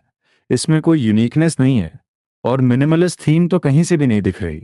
बहुत ही चीप और टैकी डिज़ाइन है। और उसके नीचे उसने मिनिमलिस्ट थीम पर ही अपना बनाया हुआ एक डिजाइन अटैच किया था। उसके इस कमेंट के नीचे कमेंट्स की लाइन लगी हुई थी, मुकेश सर का डिजाइन वाकई मच बेटर है, मार्केट ट्रेंड के हिसाब से बिल्कुल परफेक्ट। मुकेश सर का डिजाइन तो मास्टरपीस है, युआनशन का डिजाइन तो इसके सामने कुछ भी नहीं है। क्या मुझे सर युआनशन की पॉपुलैरिटी यूज करके फेमस होना चाहते हैं? ये क्या मजाक है, बकवास बंद कर। मुझे सर के फॉलोअर्स दिखे हैं, उन्हें किसी की पॉपुलैरिटी यूज करने की जरूरत नहीं है। हम मुझे फैंस इस इंसल्ट को बर्दाश्त नहीं करेंगे। मुझे इस लियाओयुआन मुझे के बारे में पता था। इसके रफली 70,000 फॉलोअर्स थे, जो कि इस वेबसाइट पर काफी बड़ा नंबर माना जाता था। सच कहूं तो मेरा वो डिजाइन मैंने बस कैजुअली बनाया था। मेरा मेन फोकस था मिनिमलिज्म, जो ज्यादातर क्लाइंट्स की डिमांड होती है। आजकल के छोटे अपार्टमेंट्स में स्पेस बचाने के लिए लोग मिनिमलिस्ट थीम पसंद करते हैं। मेरा डिजाइन स्पेस मैक्सिमाइज करने पर फोकस कर रहा था। मेरे डिजाइन में 2-3 स्क्वायर मीटर्स का एक्स्ट्रा स्पेस निकल रहा था, जो कि शहर के छोटे और महंगे अपार्टमेंट्स के लिए बहुत वैल्यूएबल है। कमेंट्स में काफी लोगों को मेरा डिजाइन पसंद आ रहा था, पर काफी लोग मुझे के डिजाइन को ट्रू मिनिमलिज्म बोल रहे थे। मुझे कमेंट से कोई फर्क नहीं पड़ता था, हर किसी का अपना टेस्ट होता है। पर मुझे के डिजाइन से बहुत बड़ी प्रॉब्लम थी। उसने कैप्शन में मिनिमलिज्म लिखा था, पर उसका डिजाइन पूरी तरह से रेट्रो था। खासकर वो किचन डोर, जो हाफ सर्कल ब्रिक डिजाइन में था, और नीचे सीमेंट वॉल्स और सीमेंट फ्लोर। ऐसा लग रहा था जैसे बीच में आग जलाकर कोई भी जमीन पर बैठकर जंगली मुर्गा भून सकता है। मैं खुद को रोक नहीं पाया और मैंने कमेंट कर दिया, भाई थीम से भटकने वाली बात तो छोड़ो, क्या आपने ये सोचा है कि इस घर में रहने वाले लोग कैसा फील करेंगे? क्या आप चाहते हैं कि लोग वापस गुफाओं में रहें? मैं इस डिजाइन से बिल्कुल एग्री नहीं करता। इसे मास्टरपीस बोलना मजाक है। डिजाइन सिर्फ सुंदर दिखने के लिए नहीं होता, वो प्रैक्टिकल और कंफर्टेबल भी होना चाहिए। उस गोल दरवाजे से हर बार अंदर बाहर जाते वक्त झुकना पड़ेगा, क्या ये इरिटेटिंग नहीं होगा? कमेंट करने के बाद मैंने डिसाइड किया कि मैं खुद एक नया डिजाइन बनाऊंगा। मैंने वेबसाइट बंद की और अपनी टेबल पर रखी पेंसिल उठा ली। लंच ब्रेक ऑलमोस्ट खत्म होने वाला था और लोग वापस आ रहे थे। 1:30 बज चुके थे। सब लोग बातें कर रहे थे या फोन स्क्रॉल कर रहे थे। शाशु ने पीछे मुड़कर देखा तो मैं पेंसिल लिए बड़े फोकस से पेपर पर कुछ ड्रॉ कर रहा था। उसने क्यूरियस होकर पूछा, क्या कर रहे हो लिन भाई? आजकल तो इतनी एडवांस सॉफ्टवेयर्स हैं, हाथ से डिजाइन कौन बनाता है? सॉफ्टवेयर्स में स्ट्रेट लाइंस और परफेक्ट शेप्स बनाना बहुत इजी होता है। ज्यादातर डिजाइनर्स डायरेक्ट कंप्यूटर पर ही डिजाइन करते हैं। मैंने बिना सिर उठाए कहा, मुझे पेपर्स पर ड्रॉ करना ज्यादा अच्छा लगता है। जब डिजाइन परफेक्ट लगता है तब मैं उसे सॉफ्टवेयर पर बनाता हूँ। ये बस रफ स्केच की तरह है, जैसे एग्जाम में फाइनल आंसर लिखने से पहले रफ वर्क करते हैं। बस ऐसे ही थोड़ा टाइम पास कर रहा हूँ। शाओशु मेरी बात सुनकर पूरी तरह शॉक था। ओह माय गॉड, तुम सच में हाथ से डिजाइन कर रहे हो? जो काम सॉफ्टवेयर पर 3 मिनट्स में हो सकता है, उसके लिए तुम 1 घंटा वेस्ट कर रहे हो। और हाथ से बना डिजाइन कंप्यूटर जितना परफेक्ट भी नहीं लगता। मेरी बात सुनकर सिर्फ शौशु ही नहीं, बाकी लोग भी हैरान रह गए। सीरियसली लिम भाई, तुम हाथ से डिजाइन करते हो? शाओवांग अपना चश्मा ठीक करते हुए मेरे पास आया। वो बस मेरा डिजाइन देखना चाहता था। आखिर कंपनी में आते ही मेरे पहले डिजाइन ने बड़े बड़े डिजाइनर्स को पीछे छोड़ दिया था। वो सच में मुझसे कुछ सीखना चाहता था। उसे अपने पास आता देख मैंने स्माइल किया। क्या हुआ, कॉपी करना चाहते हो? ये बोलकर मैंने बिना किसी प्रॉब्लम के अपना पेपर उसके सामने कर दिया। वो सच में सिर्फ एक रफ स्केच था। घर के बेसिक लेआउट के अलावा उसमें कुछ भी क्लियर नहीं था। शाओवांग ने पेपर देखा और फ्राउन किया। इसमें तो समझ ही नहीं आ रहा। बकवास, मैंने अभी तो स्टार्ट किया है। तुम्हें इसमें डिजाइन कहाँ से दिख जाएगा? मैंने मजाक करते हुए कहा। क्या तुम्हें इसमें मिनिमलिज्म नहीं दिख रहा? शाओवांग ने बहुत सीरियसनेस के साथ सिर हिलाया। नहीं। हम दोनों को ऐसे बातें करते देख शाओशु भी क्यूस होकर वहां आ गया। उसने पेपर पे नजर डाली और मुझे घूरते हुए बोला, बस कर यार, शाओवांग को परेशान मत कर। ये तो बस एक बेसिक लेआउट है, इसमें थीम कहाँ से दिखेगी? मैंने हंसते हुए पूछा। वैसे शाओशु, क्या तुम कुंदन वेबसाइट यूज करते हो? कुंदन एक इंटरनेशनल डिजाइन वेबसाइट थी और शाओशु जैसे सीनियर डिजाइनर के लिए उसे यूज ना करना इम्पॉसिबल था। उसने हंसते हुए कहा, क्यों? तुम चाहते हो मैं तुम्हें फॉलो करूं, अपने फॉलोअर्स बढ़ाना चाहते हो? मैंने मजाक में कहा, आइडिया तो बुरा नहीं है। क्या तुम मेरे फैन बनना चाहते हो? ये बस एक मजाक था। कुंदन पर बड़े बड़े डिजाइनर्स के भी रफली 1 लाख फॉलोअर्स ही होते हैं, पर मेरे अकाउंट को बने अभी सिर्फ 1 महीना हुआ था और मेरे 70,000 प्लस फॉलोअर्स थे। साफ था कि बहुत से डिजाइनर्स मेरे काम को पसंद कर रहे थे। कुंदन का नाम सुनते ही पास में फोन स्क्रॉल कर रहा शॉलिम भी एक्साइट हो गया। अरे कुन्नन की बात चल रही है। कल रात को वेबसाइट पर बहुत बड़ी लड़ाई हुई है लू मनमन, ची शुयुआन और ल्या युआन मूग के बीच। एक्चुअली मूगे सर ने युआनशन नाम के एक डिजाइनर को बुरी तरह रोस्ट किया है। ये सुनते ही मेरा दिमाग एक्टिव हो गया। तुम्हें मूज का डिजाइन कैसा लगा? शालिन की आंखों में एक अजीब सी चमक आ गई। मूजे सर का डिजाइन, वो तो नेक्स्ट लेवल मास्टरपीस था, शाओलिन ने बहुत प्राउडली कहा। मुझे लगा जैसे मैं बेहोश हो जाऊंगा। मेरी सारी एक्साइटमेंट एक सेकंड में खत्म हो गई। मैं अपनी चेयर पर पीछे टिक गया। पीछे बैठे चेंग टेक्सन ने भी डिस्कशन ज्वाइन कर लिया। वो भी अभी वेबसाइट चेक कर रहा था। उसने युआनशेन यानी मेरा रिप्लाई पढ़ लिया था और बहुत एक्साइट हो रहा था। तुम्हें पता है लियाओवन मुझे कौन है? वो चेंचिंग कंपनी के टॉप स्टार डिजाइनर्स में से एक है। उसका चार्ज 1,000 रुपये पर स्क्वायर मीटर है और क्लाइंट स्पेशली उसी की डिमांड करते हैं। सेल्स डिपार्टमेंट ने तो उसे गॉड बना रखा है। बस प्रॉब्लम यह है कि वो सर का टेम्पर बहुत खराब है। वो सीधा मुंह पर बेइज्जती करते हैं, इसलिए कंपनी में उनका कोई फ्रेंड नहीं है। अगर उनकी किसी से थोड़ी बहुत बनती है तो वो है नैन हुआन, जो खुद एक टॉप डिजाइनर है। मुझे सर तो वैसे ही अमेजिंग है। वो तो डिजाइन इंडस्ट्री के आइडल हैं। काश मैं कभी उनके लेवल तक पहुंच पाऊं। सब लोग एक एक करके याओयुआन मोजे की तारीफों के पुल बांधने लगे। ऐसा नहीं था कि वो सब सच में मोजे का डिजाइन पसंद करते थे, पर मोजे एक सीनियर डिजाइनर था और क्लाइंट्स उसके डिजाइन्स के लिए पागल थे। तो जाहिर सी बात है उसका डिजाइन अच्छा ही होगा ना। अगर वो बोलते कि उन्हें डिजाइन पसंद नहीं आया तो लोग उन्हें ही बेवकूफ समझते। जैसे टीचर का आंसर कभी गलत नहीं हो सकता, वैसे ही मुझे का डिजाइन भी गलत नहीं हो सकता। साफ दिख रहा था कि डिपार्टमेंट में मुझे की इमेज किसी स्ट्रिक्ट टीचर जैसी थी। उन सब की बातें सुनकर मेरी आंखें हैरानी से फटी रह गईं। तो मेरे प्यारे सीनियर कॉलीग्स, आप सबको सच में लियाओयुआन मोजे का वो डिजाइन पसंद आया? लिन भाई, ऑनेस्टली मुझे तो युआनशन का डिजाइन ज्यादा प्रैक्टिकल लगा। शाओवांग ने पूरी सीरियसनेस के साथ मुझे देखते हुए कहा। हम अभी बातें कर ही रहे थे कि वो मू और नान हुआन बाहर से अंदर आए। सीनियर डिजाइनर्स के कैबिन्स अलग और काफी लग्जूरियस थे, पर अपने कैबिन्स तक जाने के लिए उन्हें इस कॉमन एरिया से गुजरना पड़ता था। मूज को देखते ही शौशु ने जोर से कहा, शाओवांग, तुम्हें मूजे सर के डिजाइन समझ के नहीं आते। वो मू इस डिपार्टमेंट में सबका आइडल था और शौशु एक बहुत ही चालाक इंसान था। वो किसी से पंगे नहीं लेता था। उसने ये बात जानबूझकर वो मुंह को सुनाने के लिए कही थी ताकि वो उसकी गुड बुक्स में आ सके, पर उसे नहीं पता था कि मैं उसकी सारी मेहनत पे पानी फेरने वाला हूं। मैंने बहुत कैजुअली कहा, मुझे लगता है शाओशु का टेस्ट बाकी डिजाइनर से काफी अलग हो चुका है। क्या वो सच में मिनिमलिज्म था? वो तो सीधा सीधा रेट्रो डिजाइन था। मेरी टोन में साफ सरकाजम था। वुमू ने कंपनी में पहली बार अपने डिजाइन के बारे में ऐसे वर्ड्स थे, वो भी एक फ्रेशर से। उसका चेहरा गुस्से से लाल हो गया और वो मुझे घूरते हुए बोला, तुम्हें मेरे डिजाइन में क्या प्रॉब्लम नजर आई? उसकी आवाज में इतना गुस्सा था कि पूरे डिपार्टमेंट में सन्नाटा छा गया। शौशु डर गया, शॉलिन डर गया, शॉलिन डर गया। शौशु ने सपने में भी नहीं सोचा था कि मैं इतनी बड़ी बेवकूफ़ी करूंगा। अगर उसे पता होता तो वो कभी वो बात नहीं बोलता। वो तो बस इम्प्रेस करना चाहता था। पर अब सिचुएशन बहुत ऑकवर्ड हो चुकी थी। ऐसा लग रहा था जैसे मैं जानबूझकर फाइट स्टार्ट कर रहा हूँ। वो मुंह सच में एक बहुत टैलेंटेड डिजाइनर था और उसका फैमिली बैकग्राउंड भी बहुत स्ट्रांग था। उसके पापा और शन योशी के पापा अच्छे फ्रेंड्स थे। ग्रेजुएशन के बाद उसने सीधा चेनशिंग ज्वाइन कर ली थी। कोई अंधा भी बता सकता था कि वो शन यूशी को पसंद करता है।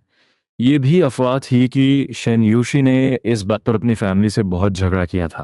पर पता नहीं कैसे नेक्स्ट डे वूमो कंपनी ज्वाइन करने आ गया था। हालांकि कंपनी में वो दोनों शायद ही कभी बात करते थे। शन यूशी उसमें बिल्कुल इंटरेस्टेड नहीं थी। पर सबको पता था कि वूमो कोई नॉर्मल एम्प्लॉय नहीं है। जब बॉस शेन उसका कुछ नहीं बिगाड़ सकती तो कोई और क्या ही बोलेगा। शाओलिन ने टॉपिक चेंज करने की कोशिश की। वो सर, मैंने एक डिजाइन बनाया है, क्या आप प्लीज उसे रिव्यू कर देंगे? पर वूमो कॉमन एरिया के जूनियर डिजाइनर्स को भाव नहीं देता था। उसने शाओलिन की बात को पूरी तरह इग्नोर कर दिया। उसकी नजरें सिर्फ मुझ पर टिकी थीं। तो बताओ, क्या प्रॉब्लम है? वूमो ने कोल्डली पूछा। क्या तुमने वो डिजाइन ध्यान से देखा भी है? मैंने पूरे कॉन्फिडेंस के साथ उसे देखा। सबसे पहली बात, किचन डो का वो डिजाइन यूज करने में बहुत अनकंफर्टेबल है। और दूसरी बात, छोटे अपार्टमेंट्स के बाथरूम्स में ड्राई और वेट एरिया अलग होना बहुत जरूरी है। और स्पेस बचाने के चक्कर में ड्राई वेट एरिया को सेपरेट नहीं किया गया। और ऊपर से बाथरूम में वुडन टब लगा दिया। दिखने लिए बहुत सुंदर लगा है और स्पेस भी बड़ा लग रहा है, पर इससे बहुत बड़ी प्रॉब्लम होगी। बाथरूम हमेशा गीला रहेगा, बैक्टीरिया पैदा होंगे और वुडन टब बहुत जल्दी खराब हो जाएगा। वूमो के माथे पर सिलवटें पड़ गईं। उसका एक्सप्रेशन बहुत खराब था। उसे न चेहरा याद था। ये वही लिन्युआन था ना, जिसके डिजाइन की शन यूशी ने तारीफ की थी। और अब ये लड़का उसके डिजाइन में कमियां निकाल रहा है। सच में दुनिया में कैसे कैसे पागल भरे पड़े हैं। एक फ्रेशर की हिम्मत कैसे हुई मेरे मास्टरपीस पर सवाल उठाने की? डिजाइन सिर्फ सुंदर दिखने के लिए होता है। बैक्टीरिया और वुड डैमेज, ये सब तुम्हारी बकवास सोच है। मुझे लियोयुआन मुगे के उस डिजाइन से सच में बहुत प्रॉब्लम थी। मेरे पास अभी 3-4 पॉइंट्स और थे जो मैं उसे बताना चाहता था। मैं बिना रुके किसी मशीन गन की तरह बोलता जा रहा था। मेरी बातें सुनकर शौशु के पसीने छूट रहे थे। क्या ये लड़का पागल है? इसे वो मुंह का गुस्से से भरा चेहरा नहीं दिख रहा क्या? ये चुप क्यों नहीं हो रहा? मुझे लगातार बोलते देख। श्याओशु घबराहट में बीच में कूद पड़ा। अरे लिन्यान, तुम्हारा वो डिजाइन अभी कंप्लीट नहीं हुआ है ना? जल्दी कंप्लीट करो उसे। शाओलिन ने भी उसका साथ दिया। हाँ हाँ, मुझे सर एक टॉप स्टार डिजाइनर हैं, वो हमसे बहुत ज्यादा डिटेल सोचते हैं। उनका डिजाइन सच में मास्टरपीस है। तुम अपना काम करो, अपना प्रोबेशन क्लियर करने पर फोकस करो, वो ज्यादा इंपॉर्टेंट है। अगर मैं और कुछ बोलता तो पक्का मेरी जान पर बनाती। वुमू ने मुझे घूरते हुए कोल्डली कहा, लगता है तुम लू मनमान के फैन हो। तुम्हारी जुबान भी बिल्कुल उसी की तरह जहर उगलती है। अभी नान हुआन भी उसी लू मनमान के बारे में कह रहा था कि उसका डिजाइन तो सिर्फ बंदरों के रहने लायक है। वो मुंह एक फेमस डिजाइनर था। उसका ऐसा एरोगेंट बिहेव बहुत ओवर द टॉप था। वैसे लू मनमन के डिजाइन में भी काफी फ्लॉज हैं। बहुत सी जगह उसने दिमाग ही नहीं लगाया। मैंने ऑनेस्टली कहा, जब मैंने वो डिजाइन बनाया था तो बस कैजुअली बनाया था, ना उसे रिव्यू किया था ना मॉडिफाई। अब जब मैं उसे खुद चेक करता हूँ तो मुझे भी उसमें कुछ फ्लॉज दिखते हैं, पर वो फ्लॉज मूज के डिजाइन के आगे कुछ भी नहीं है। मुझे अपने डिजाइन पर पूरा कॉन्फिडेंस था। वो मुंह को लगा कि मैं लू मनमन का फैन हूँ, इसलिए मैं उसके डिजाइन को क्रिटिसाइज कर रहा हूँ। एक फ्रेशर 2 स्टार डिजाइनर्स के डिजाइन पर कमेंट कर रहा है। तुम्हारी हिम्मत तो देखो। उसने एक डिस्गस्टेड लुक दिया और अपनी कैबिन की तरफ चला गया। मैं वहां खड़ा खड़ा सोच रहा था कि इस वूमू में प्रॉब्लम क्या है। मैंने मुड़कर शौशु और शॉलिन की डरी हुई शक्लों को देखा। तुम दोनों को क्या हुआ? मैंने सिर्फ डिजाइन के बारे में अपना पॉइंट ऑफ व्यू रखा है। तुम लोग इतने डरे हुए क्यों हो? शॉलिन ने अपने माथे का पसीना साफ करते हुए कहा। मेरे भाई, तुम्हें पता भी है कि वूमो कौन है? मैं कंफ्यूज था, हम सिर्फ डिजाइन डिस्कस कर रहे थे। इससे क्या फर्क पड़ता है कि वो कौन है? कलीग्स के बीच डिजाइन पर डिस्कशन और फीडबैक तो नॉर्मल बात है ना। शौशु ने एक बहुत ही हेल्पलेस और फेक स्माइल देते हुए कहा, वो मुंह ही लिया युन मुझे है क्या? मेरी आंखें हैरानी से फटी रह गई। मैंने झटके से वूमो के कैबिन की तरफ देखा। ओह शिट, ये तो गजब हो गया।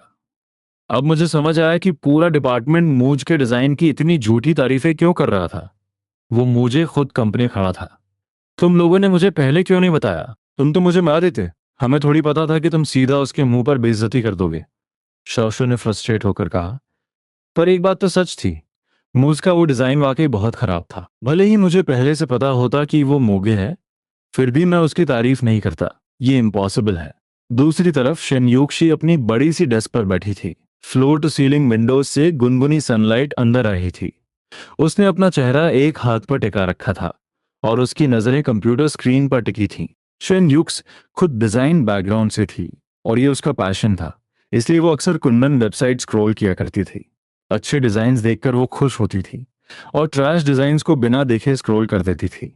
अभी उसने वेबसाइट ओपन ही की थी कि उसने लू मनमन चियुआन के डिजाइन पर लियाओयुआन मूइज का वो अटैक देखा। दोनों साइड के फैंस कमेंट्स में एक दूसरे को गालियां दे रहे थे।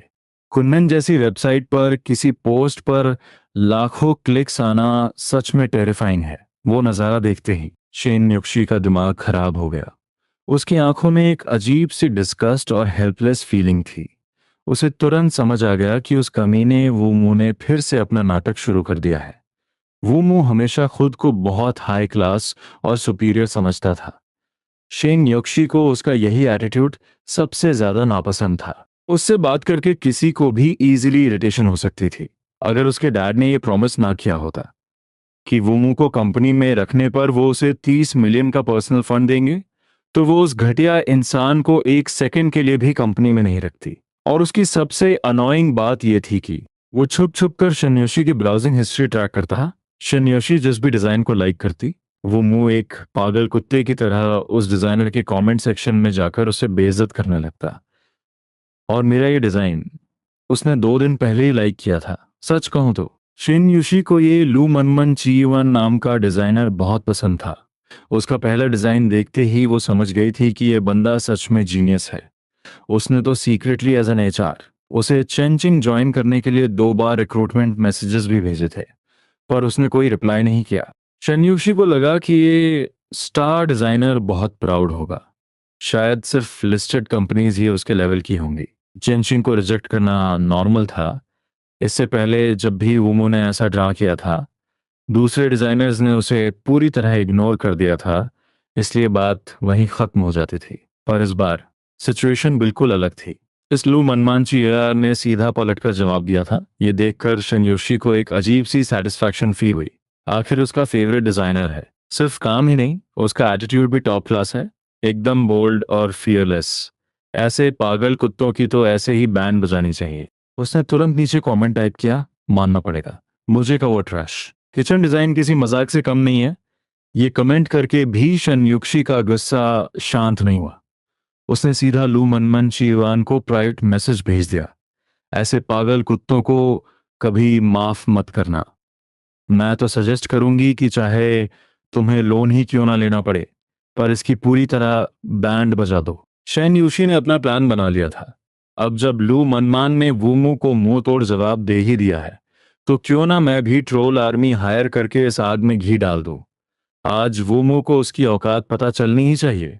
उसे समझ आना चाहिए कि उसके पेरेंट्स और मेरे डैड के अलावा इस दुनिया में कोई उसकी बकवास बर्दाश्त नहीं करेगा। वो जिस डिजाइनर को पसंद करेगी उसे सपोर्ट करेगी। क्या वूमू खुद को डिजाइन इंडस्ट्री का गॉड समझता है? ये पहली बार नहीं था जब शेन यूशी ने ऐसा प्लान बनाया हो। पहले भी जब उसके फेवरेट डिजाइनर्स को ट्रोल किया गया था, तब भी उसने यही सोचा था। पर प्रॉब्लम ये थी कि उन डिजाइनर्स ने वूमू को पूरी तरह इग्नोर कर दिया था, जिससे शन योक्सी को और भी ज्यादा गुस्सा आता था। पर इस बार अलग था। लू मनमन चियुन ने डायरेक्ट मुंह तोड़ जवाब दिया था, तो अब गेम में मजा आएगा। शन योक्सी का मूड अब काफी बेटर हो गया था। इधर मैं वेबसाइट पर बैठकर गुस्से में पोस्ट स्क्रॉल कर ही रहा था कि अचानक मुझे एक पोलाइट मैसेज आया। यू भगवान, ऐसे पागल कुत्तों को कभी माफ मत करना। मैं तो सजेस्ट करूंगी कि चाहे तुम्हें लोन ही क्यों ना लेना पड़े, पर इसकी पूरी तरह बैंड बजा दो। मैंने स्क्रीन को घूरा। अरे, ये तो वही इंसान है जो कुछ दिन पहले एज एन एचआर मुझे चेंग ज्वाइन करने के लिए मैसेजेस कर रहा था। मैंने उस वक्त रिप्लाई नहीं किया क्योंकि मुझे लगा ये कोई ऑनलाइन स्कैमर है, पर आज अचानक से इसने मुझे फिर मैसेज किया, और स्क्रीन के पार से भी। मुझे उसकी बातों में एक भयंकर किलिंग इंटेंट फील हो रही थी। ऐसा लग रहा था जैसे वूमू ने इसका कोई करोड़ों का नुकसान किया हो। नॉर्मली मैं ऐसे मैसेजेस को इग्नोर कर देता, पर मेरा मूड वैसे ही खराब था और ये मैसेज पढ़कर मेरी हंसी छूट गई। लड़ाई मेरी है, पर ये इंसान मुझसे भी ज्यादा गुस्से में लग रहा है। लोन लेकर बैंड बजा दो। भाई, अगर कोई गहरी पर्सनल दुश्मन ना हो तो इतने हैवी वर्ड्स कोई यूज नहीं करता। मैंने बिना सोचे सीधा रिप्लाई किया, भाई क्या तुम्हारी इसके साथ कोई पुरानी दुश्मनी है? शनयुक्षी ने तुरंत रिप्लाई किया, हाँ। उसका सीधा सा जवाब देखकर मैं थोड़ा हैरान हुआ। मानना पड़ेगा, ये इंसान बहुत डायरेक्ट है, कोई ड्रामा नहीं। मैंने वापस टाइप किया, क्या मैं जान सकता हूँ कि क्या दुश्मनी है? यूयू बाहुआन ने रिप्लाई किया, वो मेरे पीछे पड़ा है। मैं जिस भी डिजाइन को लाइक करती हूँ वो जाकर उस डिजाइनर को गालियां देने लगता है। तुम पहले नहीं हो, इस वजह से अब मैं कुन्नन पर कुछ लाइक भी नहीं कर पाती। मुझे लगता है मेरी वजह से उन इनोसेंट डिजाइनर्स को बेइज्जती सहनी पड़ती है। ये सच था। अपनी वजह से अपने फेवरेट डिजाइनर्स को ट्रोल होते हुए देखना सच में बहुत फ्रस्ट्रेटिंग और हेल्पलेस फीलिंग है। इसी बात को लेकर मैं हमेशा डिप्रेस्ड रहती हूँ। शेन यूशी ने जानबूझकर सिंपैथी गेन करने के लिए थोड़ा ड्रामा ऐड कर दिया। वो सच में डिप्रेस थी, पर सिर्फ वू म्यू की वजह से नहीं, बल्कि अपनी पूरी लाइफ सिचुएशन की वजह से। ये सब बोलकर वो बस मुझे मोटिवेट करना चाहती थी ताकि मैं वू म्यू को और बुरी तरह रोस्ट करूं। शेन युशी ने वू म्यू को पहले भी कई बार वार्निंग दी थी, पर वो जितनी वार्निंग देती थी वो मुंह उतना ही ज्यादा अग्रेसिव हो जाता था। वो बस ये प्रूव करना चाहता था कि वो सबसे बेस्ट है। वो बिल्कुल किसी जिद्दी बच्चे की तरह बिहेव करता था, एकदम ढीठ। आज जब उसे आखिरकार मौका मिला था कि कोई और वो मुंह को सीधा जवाब दे रहा है, तो वो इस मौके को किसी भी कीमत पर हाथ से नहीं जाने दे सकती थी। यू यू बोहान का मैसेज आया, कोई बात नहीं अगर वो मुझे परेशान करे, पर बिना किसी रीजन के दूसरे डिजाइनर्स को बेइज्जत करना ये बहुत गलत है। उसका मैसेज पढ़कर मुझे खुद पर दया आ गई। अगर कोई आपके डिजाइन से सच में डिसएग्री करता है तो समझ आता है, पर सिर्फ किसी के लाइक करने पर ऐसे अटैक करना, ये तो पागलपन है। और ऊपर से खुद एक ट्रैश डिजाइन बनाकर मुझे नीचा दिखाने की कोशिश कर रहा है। किसी की मेहनत को ऐसे बेइज्जत करना कहाँ का रिस्पेक्ट है? मैंने रिप्लाई किया, सच बताने के लिए शुक्रिया। मैंने फोन रखा और वो मुंह के कैबिन की तरफ देखा। सच में इंसान का असली चेहरा बाहर से नहीं दिखता। ये स्टार डिजाइनर तो असल में मासूम लड़कियों को हैरेस करने वाला एक साइको है। रुको, मैं अभी एक नया डिजाइन बनाता हूँ और फिर इसे इसकी औकात दिखाता हूँ। मेरे डिजाइन्स का सारा एक्सपीरियंस मेरे पास्ट लाइफ से आता है और मुझे अपनी डिजाइन स्किल्स पर पूरा कॉन्फिडेंस है। यही मेरी ताकत है। दूसरी तरफ मेरा रिप्लाई देखकर शन युक्सी के चेहरे पर एक बहुत ही ब्राइट और कॉन्फिडेंट स्माइल आ गई। उसे पता था कि लू मनमन चीवान की स्किल्स वू मुंह से कहीं ज्यादा हैं, और ऊपर से मेरी वो लोन लेकर बैंड बजा दो वाली लाइन। अभी पक्का हो चुका था कि वो मुंह की अच्छी तरह क्लास लगने वाली है। शिनयुक्शी ने अपना इंटरकॉम उठाया और बाहर बैठी सी चिंचिन को कॉल किया। कमांड बहुत सिंपल थी। सिर्फ 2 सेकंड्स में असिस्टेंट सी कैबिन का दरवाजा खोलकर अंदर आ गई।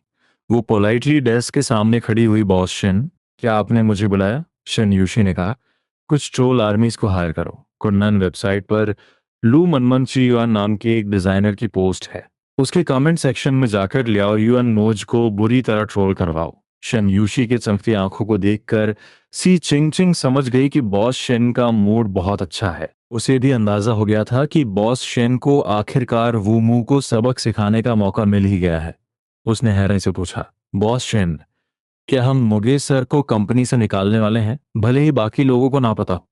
पर एज एन असिस्टेंट सी चिंगचिंग को पता था कि बॉस शेन वूमू से कितनी नफरत करती हैं। वो इंसान बहुत एरोगेंट और अनोइंग था।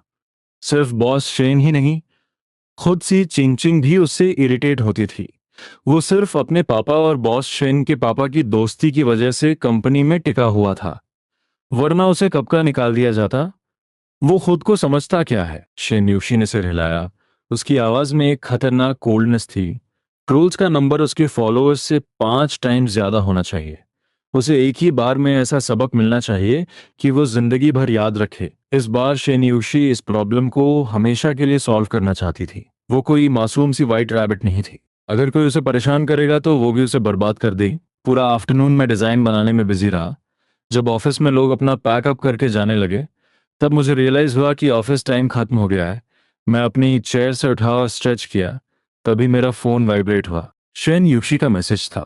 उसमें एक एड्रेस था और साथ में 10,000 रुपए का मनी ट्रांसफर। मैंने अपनी आंखें झपकाई। 10,000 रुपए? ये मुझे आखिर पैसे क्यों दे रही है? तभी शेन यूशी का एक और कोल्ड मैसेज आया। ये पैसे तुम्हारी मोम ने मुझे as a daughter in law gift दिए हैं। मैंने तुम्हें अपना एड्रेस भेज दिया है, जल्दी आ जाओ। मुझे पता था कि मॉम कुछ ना कुछ तो करेंगी, पर मैंने ये नहीं सोचा था कि वो सीधा 10,000 का शगुन दे देंगी। लगता है वो सच में शहनोशी को बहुत पसंद करती हैं। अगर उन्हें पता चला कि मैं उनसे झूठ बोल रहा हूँ तो वो कितनी हर्ट होंगी। मैं इसके आगे सोचना ही नहीं चाहता था। मैंने अपना मुंह बनाया, ऑफिस से बाहर निकला, अपनी इलेक्ट्रिक बाइक उठाई और सीधा घर की तरफ निकल गया। जब मैं घर पहुंचा तो ऑलमोस्ट 6 बज चुके थे। सर्दियों में अंधेरा जल्दी हो जाता है और मुझे आज ही शनियोशी को उसके कपड़े देने थे। मैं सोच ही रहा था कि मैं कौन कौन से कपड़े लेकर जाऊं कि मैंने घर का दरवाजा खोला और मेरे होश उड़ गए। 20 स्क्वायर मीटर के छोटे से लिविंग रूम में 2 बड़े बड़े काले गार्बेज बैग्स रखे हुए थे। ऐसा लग रहा था जैसे कोई कचरा फेंकने जा रहा हो। मॉम और डैड आराम से सोफा पर बैठकर टीवी देख रहे थे और टीवी पर कोई लाउड फैमिली ड्रामा चल रहा था। उन्हें मेरे आने से कोई फर्क नहीं पड़ा। मैं हैरान होकर मॉम की तरफ देखने लगा। मॉम, ये कचरा लिविंग रूम के बीच में क्यों रखा है? ये बोलकर मैं उन बैग्स को बाहर फेंकने के लिए आगे बढ़ा। मॉम ने मुझे अजीब नजरों से देखा। कौन सा कचरा? ये तुम्हारे कपड़े हैं बेवकूफ। क्या कपड़े? क्या मैं घर छोड़कर शाओशी के साथ शिफ्ट हो रहा हूँ और आपने मेरा सामान इन कचरे वाले बैग्स में पैक किया है?